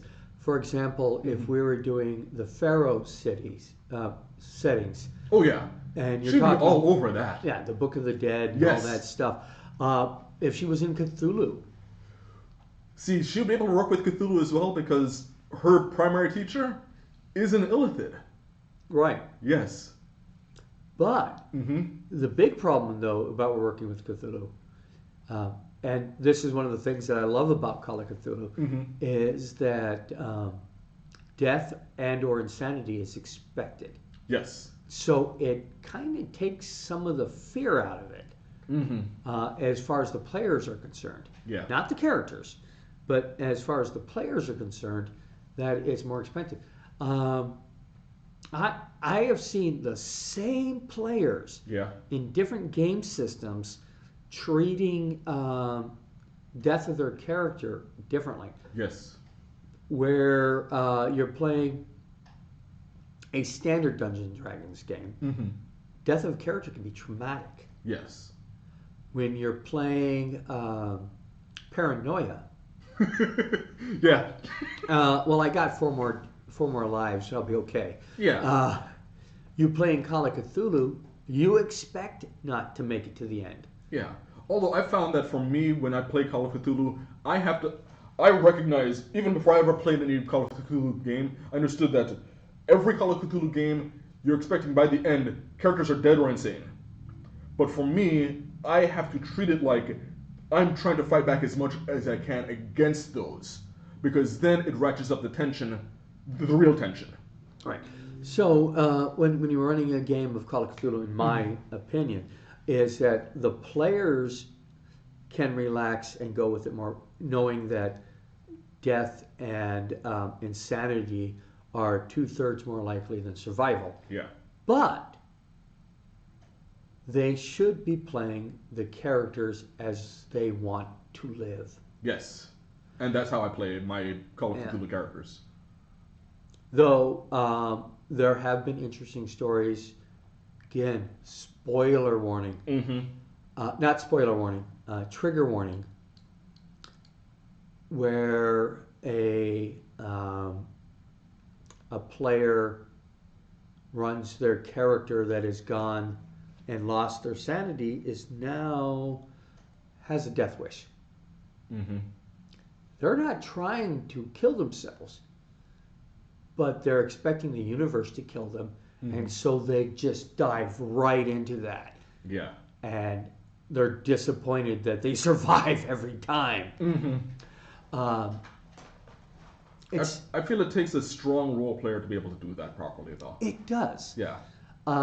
It's somebody who's got to be willing to challenge themselves, which in a therapeutic setting can be very powerful. Yes. Pushing people in a standard game to confront their fears, to deal with those uncomfortable emotions. Yeah. Might make great storytelling, but it could also, if not handled correctly, can be devastating. Yeah. See, one of the things that, and you've seen me work like this before, I can't always trust role players to be able to put themselves in and navigate weird situations. But sometimes I want to teach people about new scenarios with them still being themselves. So one of the things that I've learned to do is make certain things that seem familiar unfamiliar. Right. Yeah. It's kind of like, this is the normal thing, and they're expecting it, and then I turn it and realize you're still in the same position, you're now looking at it a different perspective. That's true. And one of those things that I was taught about doing horror. Yeah. Werewolf smashes through the window and attacks. Or the glass shatters inward with a flash of lightning behind it as something large and fur, red eyes and fangs drooling with blood as its claws reach for you. I didn't say werewolf. Yeah. It is a werewolf, but one of those is going to evoke an emotion, and the other one's just going to get you to roll dice. See, I would roll. See, for me, it'd be okay. You're in the carriage, right? Yeah. Carriage is going along. Everyone, make me a dexterity saving throw. Okay. No matter what they roll, okay. What they're reacting to is that something hit the carriage. Right. Okay. It will determine whether or not they were able to keep whatever they're holding in their hand or not. Seems inconsequential. Someone goes to check to see, what happened, and you look up, and the driver's dead. Right. Yeah. Somebody better get out there and stop those horses. Yeah, absolutely. The driver's dead. How did he die? Yeah, there are slashes all across his body.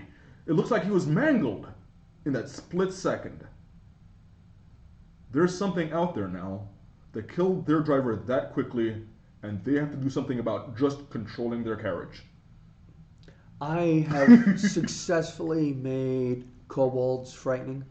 Well, it's you and Tucker. Yeah, Tucker made them dangerous. Yes. I was able to make them frightening by, one, don't identify them. Yeah. Two, go in for details. Mm-hmm. And three, make darkness your friend. Yes. But, and you're going through their maze with their traps and their tricks, and all you see is these scaly devil-looking creatures, because old school kobolds, scaly dogs with horns. Yeah. And you could do that, but more importantly, the point is for the professional standards. Yes. Is not only knowing these techniques, but how to deal with the aftermath of these techniques. Yes. How to comfort somebody who's legitimately afraid. Yeah. We've had players and other GMs where the player's feeling a personal attack from the GM when it's an NPC attacking the NPC character. Yeah. And you're learning that pronouns aren't just for social meetings and meet and greets. Yeah. The difference between saying Georgette, the player character, is attacked and you are attacked. Yeah. Sometimes calling out the character by name as opposed to a general you, that helps separate.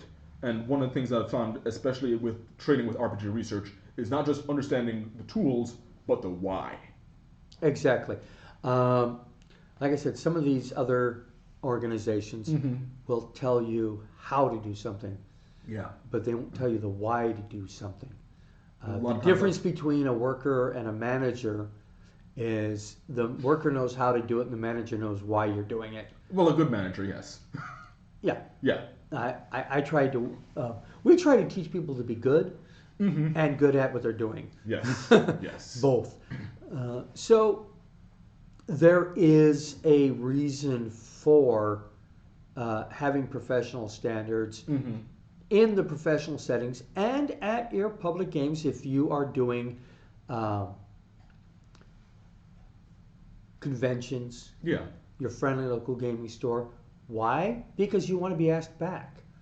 I would actually argue that having those professional standards are good for even your at-home games. The amount of times where I've seen game masters in their own professional home games, and their games are falling apart because they're not realizing that they're prioritizing their own fun at the expense of the other players, and they don't know why players don't want to play with them. Right. Yeah. sometimes you have to recognize that you're the problem. Sometimes, yes. And to figure out how to correct those problems, you should look to professional standards and see, well, how would Critical Role handle this? Or how would RPG Research handle this? And they're going to be different answers. Yeah, but recognizing what quality is and why. Yeah. Yeah. So, next up we have Traps and Riddles, and then we have an unboxing? Yes. Yes. Okay. And it's going to be a fun Traps and Riddles because it's your last one of this campaign. Yeah! So we go on. I'm going to fail. We're going to go to Traps and Riddles number 4. Uh-huh. Now, we brought dice this time, so we're not doing the electronic dice rolling. Yeah. But there is a chance that he could get through this whole thing without rolling a single die. Well, there's always a possibility of that. Yep. But there's also a chance he can fail this entire thing without rolling a die. Oh. There's my character sheets. So, Traps and Riddles. Welcome back to RPG Research Talk Show. We're about to go into Traps and Riddles. Yes. Now, Traps and Riddles are based on the Challenge of Champions series by Jonathan M. Richards that appeared in various dungeon magazines over the time. I do believe there was a total of 5 of them. Yes. And we are on Challenge of Champions number 3 by Jonathan M. Richards. Artwork by Fred Rawls, cartographer Diesel. Dungeon Magazine, May, June 2000 issue, number 80. Volume 14, number 2. And this is the 10th scenario, which is the last scenario, each Challenge of Champions having 10. Yeah. It's designed to test the leadership, adaptability, and cohesion of the adventure group. The scenarios are of equal difficulty for everyone, regardless of level. We have chosen 4th level characters. Okay. The rules are as follow. Team members must wear regular clothing only. Any weapons, armor, gear, or magical items needed for the scenario will be provided. Spellcasters can have no spells memorized or prepared. All spells used in the contest are cast through rings of spell storing, as this allows all spells to be cast at the same level and negates any advantage high-level casters have over lower-level ones. Familiars or magical companions are not allowed in the contest.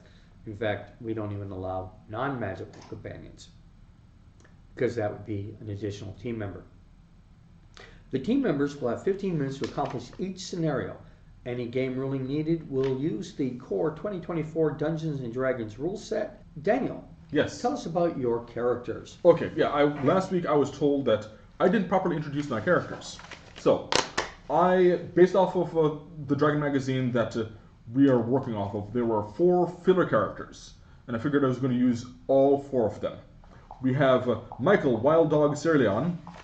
We have Joannie, the Firehearted, Nyzanthar, Geraldine Golden Dawn, and Scotty Quickflash. Now, I've been told, based off of the description, that Michael Wild Dog Cerulean is generally jovial with a bunch of horrible puns. Yeah. By the way, some of the descriptions that I had in there influenced how I built them in D&D Beyond. Okay. So, Michael I have as a soldier. He's a human soldier, and he's a fighter. And everybody's 4th level. Yes. Joannie the Firehearted. She is good-natured, but she got the term the Firehearted when she got pretty fed up with some bureaucracy. That is why I actually have her with proficiency intimidation. Okay. As a wizard. She also has a sage background. I figured she was trying to get some books, and someone's trying to give her the runaround, and, well, she got pretty pissed off with them. So she slapped a librarian. No, she probably slapped a politician. Okay. Yeah. Geraldine Golden Dawn is our priest, although it would have been a cleric instead. And she was raised around the sea, so I kind of have her, well, her background is supposed to be acolyte, but I treated like she was in and around sailors. So a sailor background? Yeah, it wasn't allowed in the free D&D Beyond. Sailor background's not allowed in the free D&D Yeah. Beyond. So I was given an acolyte. Okay. Yeah, and I'm okay with that. That's the 2024 rules, but the Sailor is the 2014 rule, which they should have allowed you to get if you have both. It wouldn't give me the free feat though. Okay. Yeah.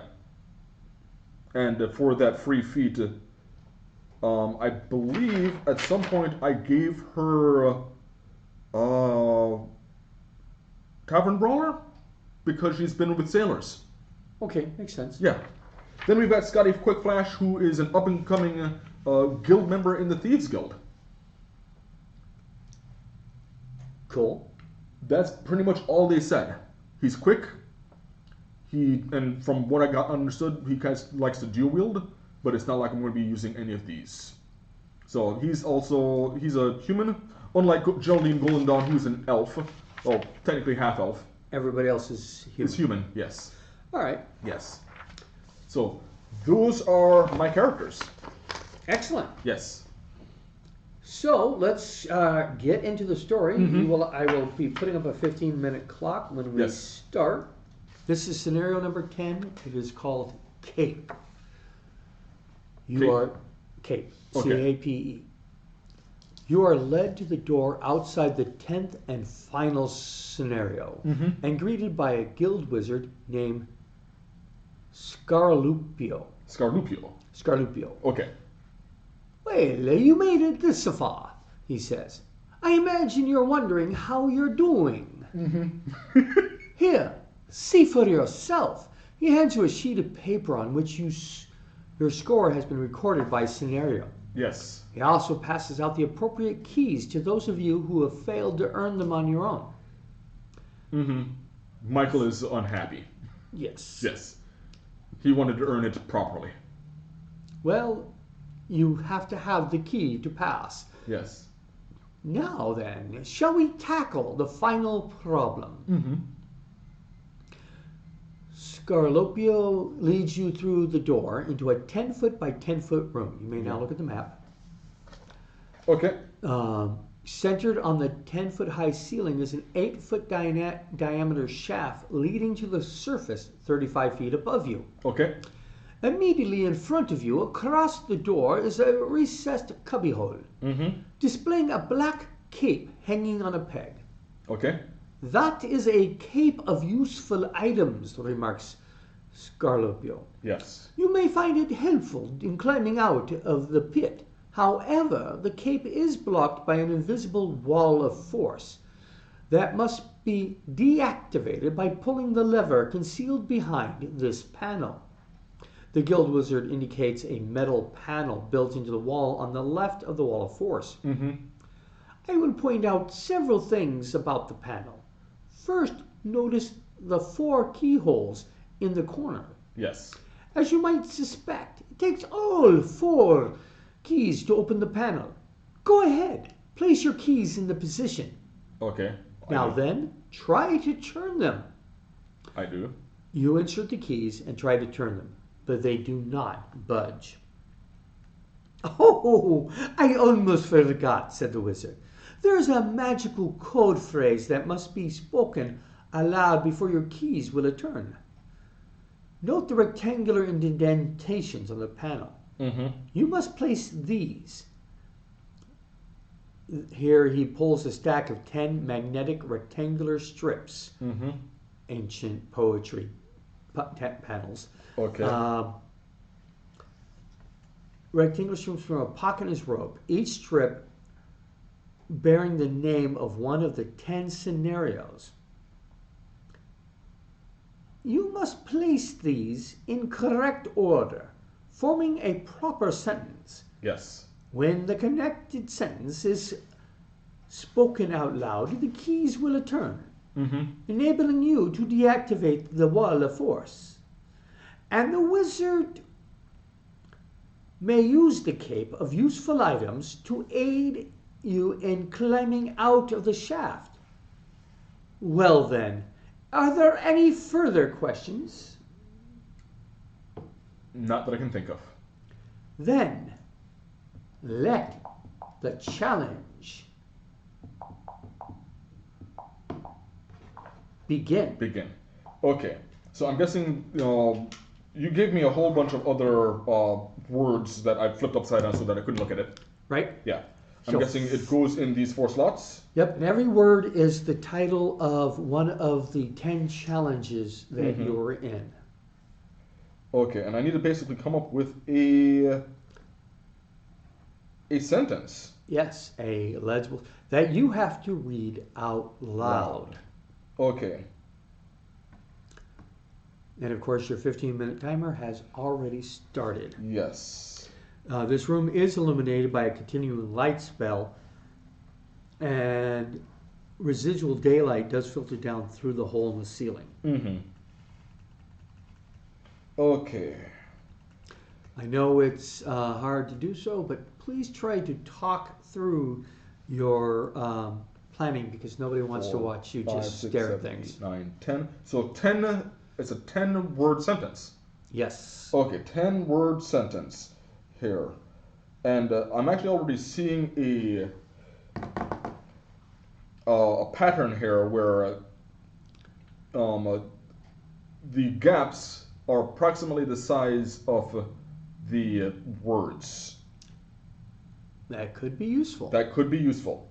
So, at the top there are 4 words, one of them smaller than the rest, and at the bottom we've got 1, 2, 3, 4, 5, 6 words, with one of them being fairly small. Okay. Yeah, there's not Let's see. many words smaller than imp. Correct. So I'm actually, imp and dim are the 2 smallest words. So I'm going to work with that first. I'm going to try and put dim in and then imp. And I think those will fit. And let's see what the longest words are. We've got a bunch of 4-letter words, not curse words. Yes. T, cyan, cape, lead. We've got a 5-letter word with media, evict, and former. Former and hearth have 6 words. Let's see if where the 6 words fit. Okay.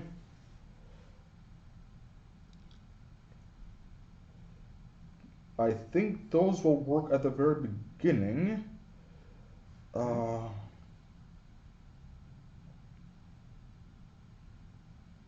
Let's see here. And the rest are either going to be 5-letter words or a 4-letter word. Let's see. The second That's word great. looks like it is a 5-letter word. And trying to figure out where the last 5-letter word is going to be. Not there. Okay. So we've got a 6-letter word, a 5-letter word, a 3-letter word, 4-letter word, a 6-letter word, 4-letter word, 3-letter word, 5-letter word, 4-letter word, 4-letter word. Okay. Okay. And I don't believe former media dim will work as a sentence. Well, now, yes, maybe. Just keep looking at the combinations. Yes, I am looking. So former media imp. Maybe former media imp. Former media imp. Hearth. Former media imp. Oh, jeez.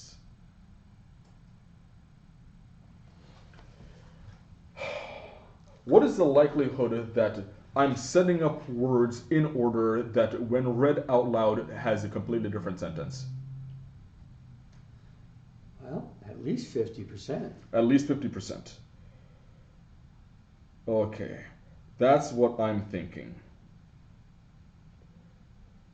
But of course, nobody's answering these questions for you Yeah. because you're alone. You, yourself, and I. Correct. No, you, yourself, and Irene. It's me, myself, and Irene. Yeah. So let's see here. For Maverick? For Maverick? No. For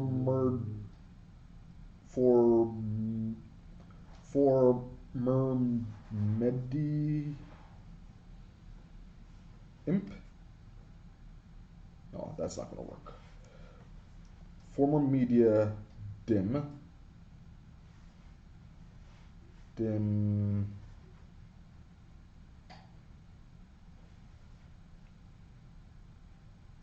Evict. Now this is Yeah. No, don't. I'm talking for the audience. Mm-hmm. This is unlike a lot of the combat eccentric or where he'd have to roll to try to succeed. He just has nothing to work on but his own brain power. Yes. And he is at a disadvantage against your normal campaign if you were using this module yourself, because there would actually be 4 people trying to solve it, as opposed to just one person trying to think with 4 brains. Yes. So I am right now trying to play around with some of the 4-letter words, because I've got 2 4-letter words at the end that I'm trying to see if it looks like combining them in different ways could look like a letter or a word. Okay. And I'm not necessarily happy with any of them. So I'm going to try and keep the ones that I can in order.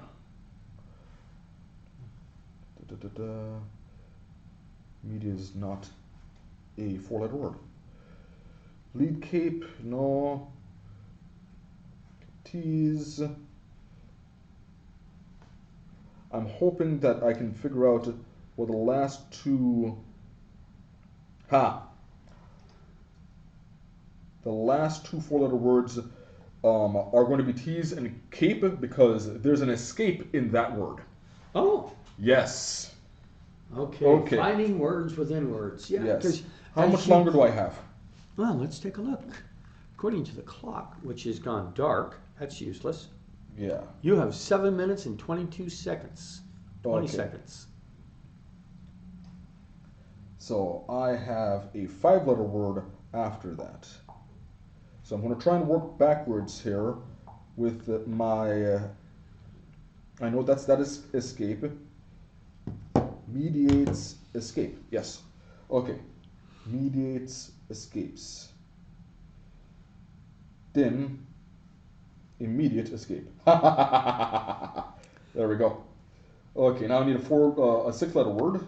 It's a good thing this is a audio visual podcast and not smell-o-vision, because you can smell the gears running. Yeah.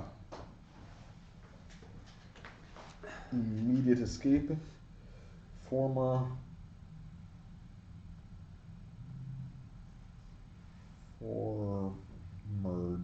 immediate escape. Okay, I know that all of these will work. So I need a 4-letter word. That is going to be the 3-letter word, imp, with infect,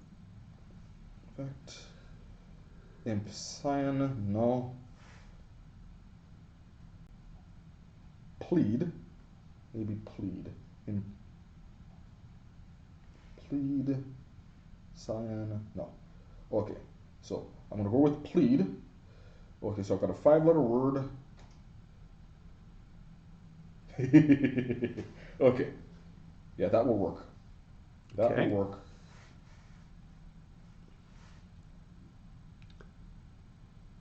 Just let me know when you think you can say the sentence.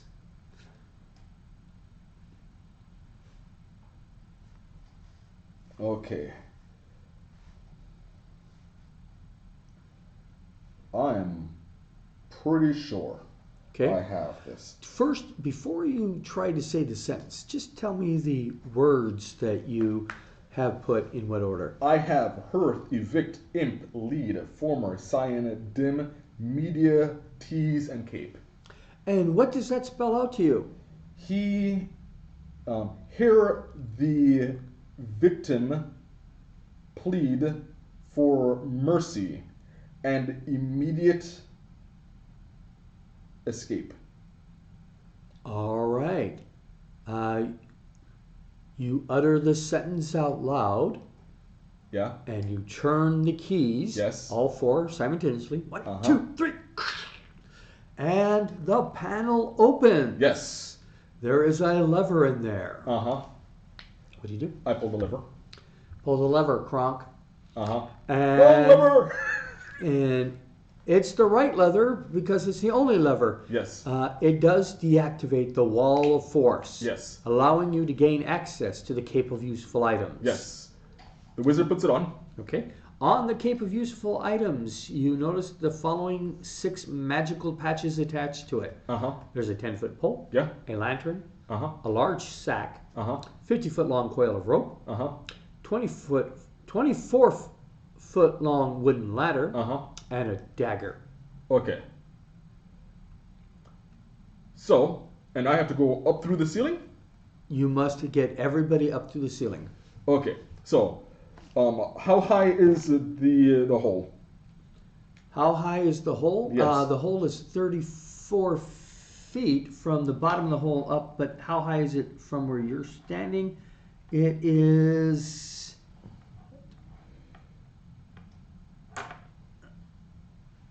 Let me look up here because I read it to you, but do I memorize anything? No.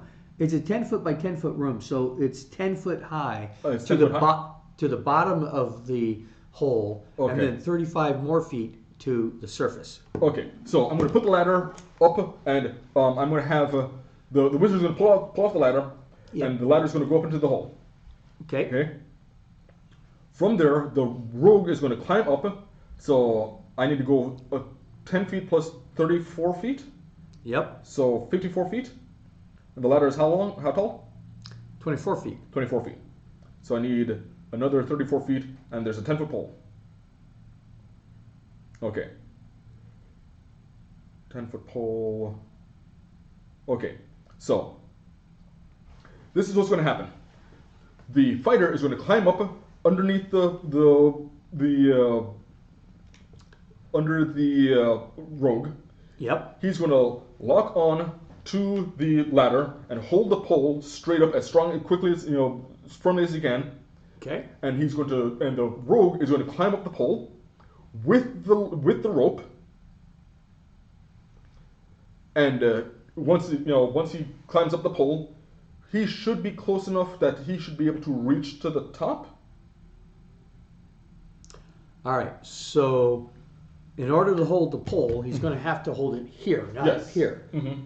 I mean, if he's going to hold, wherever he's going to hold it, he's going to need an athletics check to hang on to the pole while somebody scales it. Yeah. So, give me an athletics check for the fighter. Okay. That's a +6. 15. Okay. And now an acrobatics check for the climbing rogue, or another athletics check for him. An athletics check. He has a +3 on that. Okay. That's 4 + 3 is a 7. Okay, he falls 20 feet, or however high he got. I mean, you're 24 feet up, plus at least as high as the person. Mm-hmm. So he's looking at 30 feet. So roll 3 dice 6. 3 dice 6. That is 12 points of damage. Okay, is he conscious? Scotty Quickflash? Yes. Okay, what are you going to do now? You only have seconds to come up with a solution. We're going to tie the rope midway through the 10-foot pole and try to launch it up to latch it on, and then from the ladder, everyone climbs up. With 18 seconds to spare. Congratulations. Yes, that was the solution, was to tie it in the middle of the thing, throw it up, and then use your pole. Okay. Because, It's an 8-foot diameter pole, 10-foot hole, Yeah. a 10-foot pole, 8-foot diameter hole, which I read to you in the description. Yes. Means that it will lock in place and allow you all to carry up. Okay.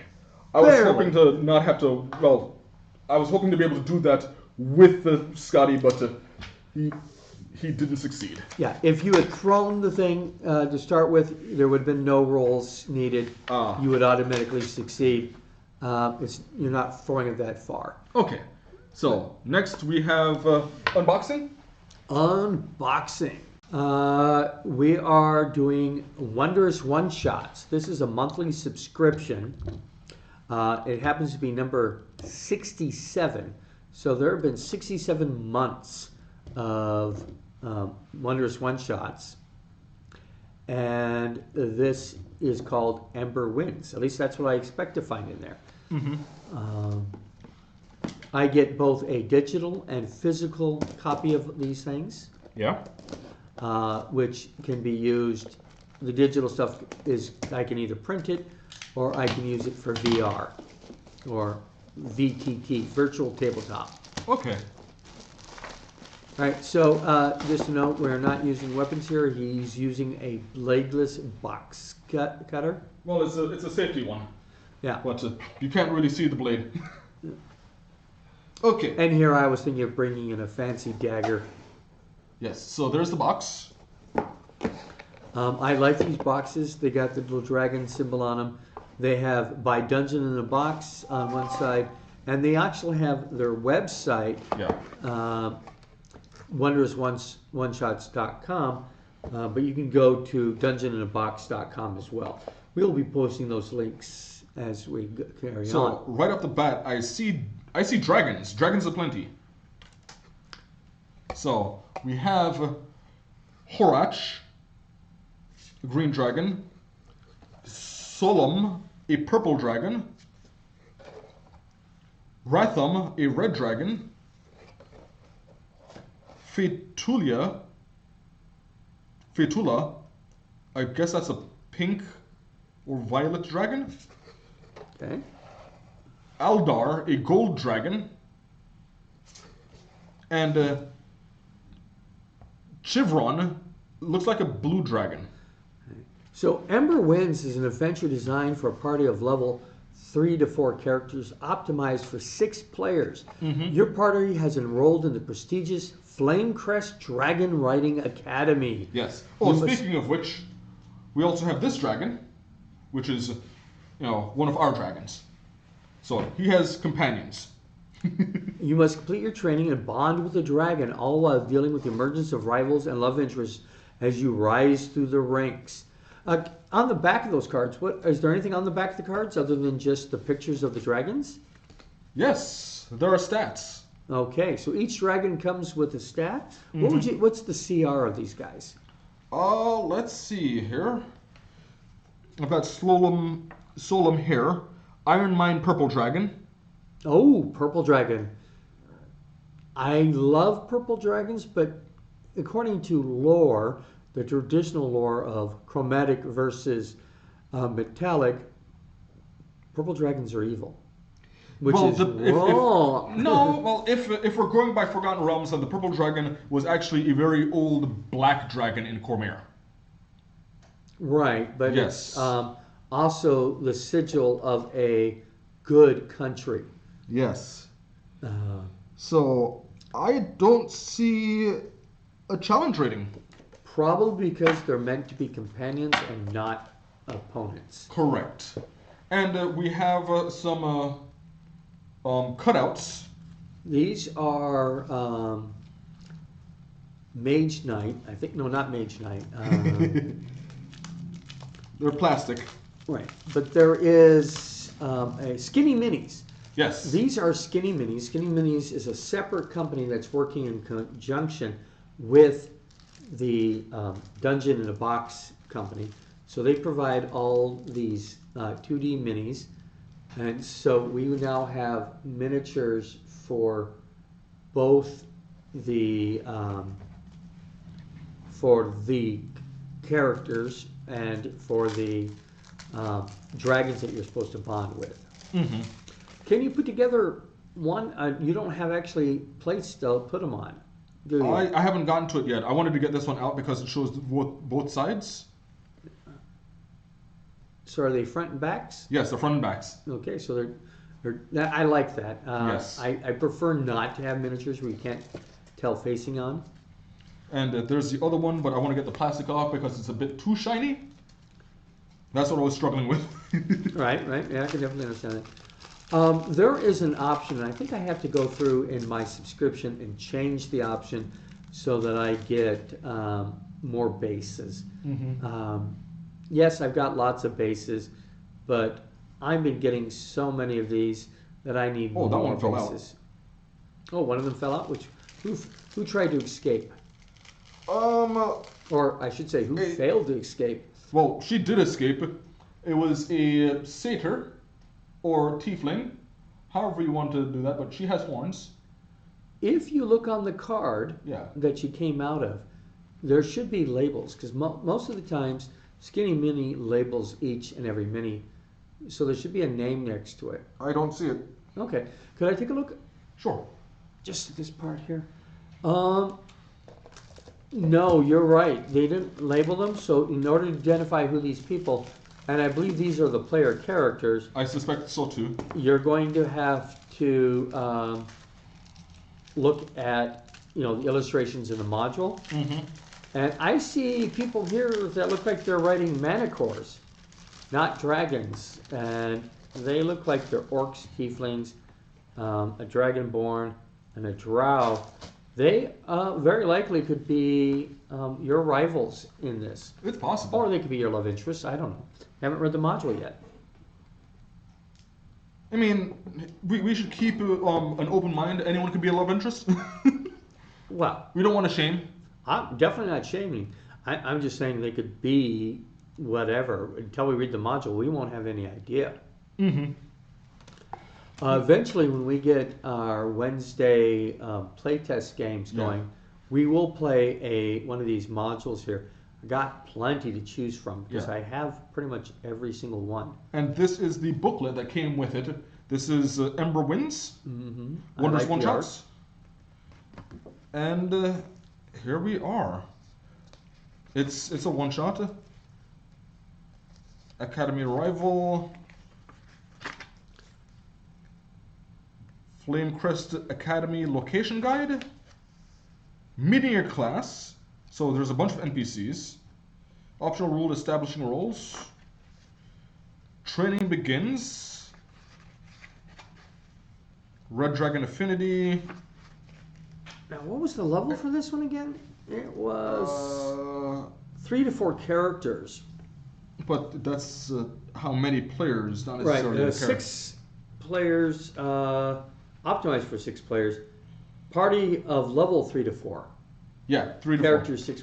So, if I were doing the Academy, the Magic School Academy, Mm-hmm. Strixhaven, Yeah. I would put this as a summer school, just like I did for the Spelljammer Academy. Yeah. And this is actually 3rd to 4th level. I would probably put this, the Spelljammer Academy was a summer school. Yeah. Yeah. And then I would put this as you have graduated from Strixhaven, Mm-hmm. and I don't know, wait a minute. I can't remember what level you're supposed to end Strixhaven with. But I would find it as a summer school or as after you graduated here, you now go to the Dragon Rider. Yeah. But, supplemental classes. Yeah. So what do we got there? We have a map. Now this map doesn't look like a lot of the normal maps. I see a lot of clouds, which is probably because you are going to be flying. Yes. I have seen flying maps where the pull this back a bit. the grid on the ground is irrelevant because it's thousands of feet below you. Yeah. So we have It looks like the ruins of something. Why don't you hand me the book? Okay, sure. And this is a double-sided map as well. Let me get that. There's only one map, Yeah, but it's double-sided, so that's two maps. Yes. And Here we go. I really appreciate the maps in these things because And this is definitely a sky map. I will definitely use them outside of this module because I'll use maps anywhere. Do you see? Okay, so that side is the aerial assault battle. Yes. And on my version of the map, it tells you how high off the ground each piece of the map is. Mm-hmm. And then we have the other map, which is the ceremonial dragon den. Okay. So that was this one. Right. Yes. So those are the two maps in here. I've got the stats for each of the dragons in the story, the final assault. This is a one-shot, and most of the one-shots are meant to be run in a 4-hour slot. Yeah. When I run things at the Uncles in the Valley, Spokane Valley, at the Valley Mall on Tuesdays, because we only have 2 hours, 2.5 hours at best, then I might, one shot. One shot doesn't mean it's not going to take 2 sessions. Mm-hmm. It just means that when this little story is over, it's a solo story. Yeah. It could be tied into a greater story. Like I would put this in with Strixhaven, so that you can add more, another level of college. Yeah. Because Strixhaven's a 4-year college. Yes. So this would be advanced college. Okay. You're going for your master's degree now. I feel like that would be really appropriate, especially if you have a character who's like either a beastmaster or a Drake Warden Ranger, or even a Purple Dragon Knight. Right. Especially after they get their subclass. Exactly. Yeah. But I believe we are at the end of our show today. Really? Yes. Already? Yes. So what are we talking about next week? Jeez. I don't have it in front of me. It's right over there. Let me go grab it. All right. Well, I can tell you what the unboxing is going to be. What's the unboxing going to be? It's called Pop-Up Dungeons. Mm-hmm. And they are 3D cardboard terrain. Okay. So you put these things together and you'll have a castle keep or a trees, a forest, that a sounds temple, interesting. all kinds of neat little things. I have used 3D buildings before. These are small areas and stuff like that. And I'm looking forward to sharing those with everybody next week. And I'm also going to, this is going to be a 2-for-1 unboxing. Yeah.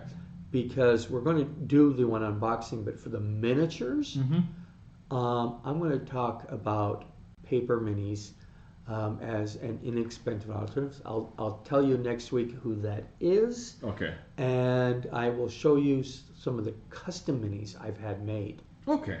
So next week our main topic is actually going to be research.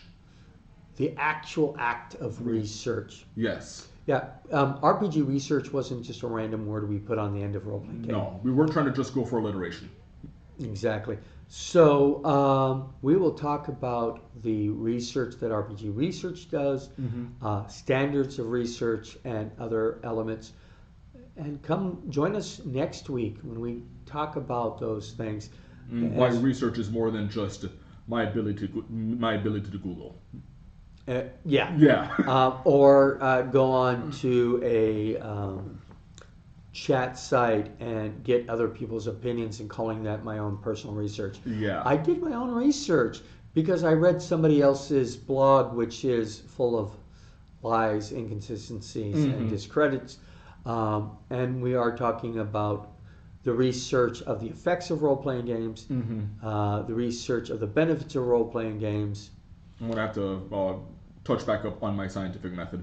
Yeah, and how we use research to formulate how we do our own projects and things like that. Yes. It'll be more on the professionalism of RPG research and the professionalism that we want other people to maintain in their professional work. Okay. So, where am I? I am at the Spokane County Library. Yes. Yes. Who is currently our only sponsor. Yeah. Everything else is at the expense of the volunteers, and which means we can do some things, but in order to really get good stuff done, we need donors, Yes, sponsors, and grants, loans. So if you want to help us, go to rpgresearch.com/jobs or rpgresearch/donate. Don't forget the .com and be there. Yeah. This has been the RPG Talk Show, brought to you by the RPG Research in cooperation with Spokane Central Library. Comments, questions, and suggestions should be directed at info@rpgresearch.com with the subject line including RPG Talk Show. Next week, our topics will be research, and we will also do the unboxing we promised you. See you next week. Good night and dream well.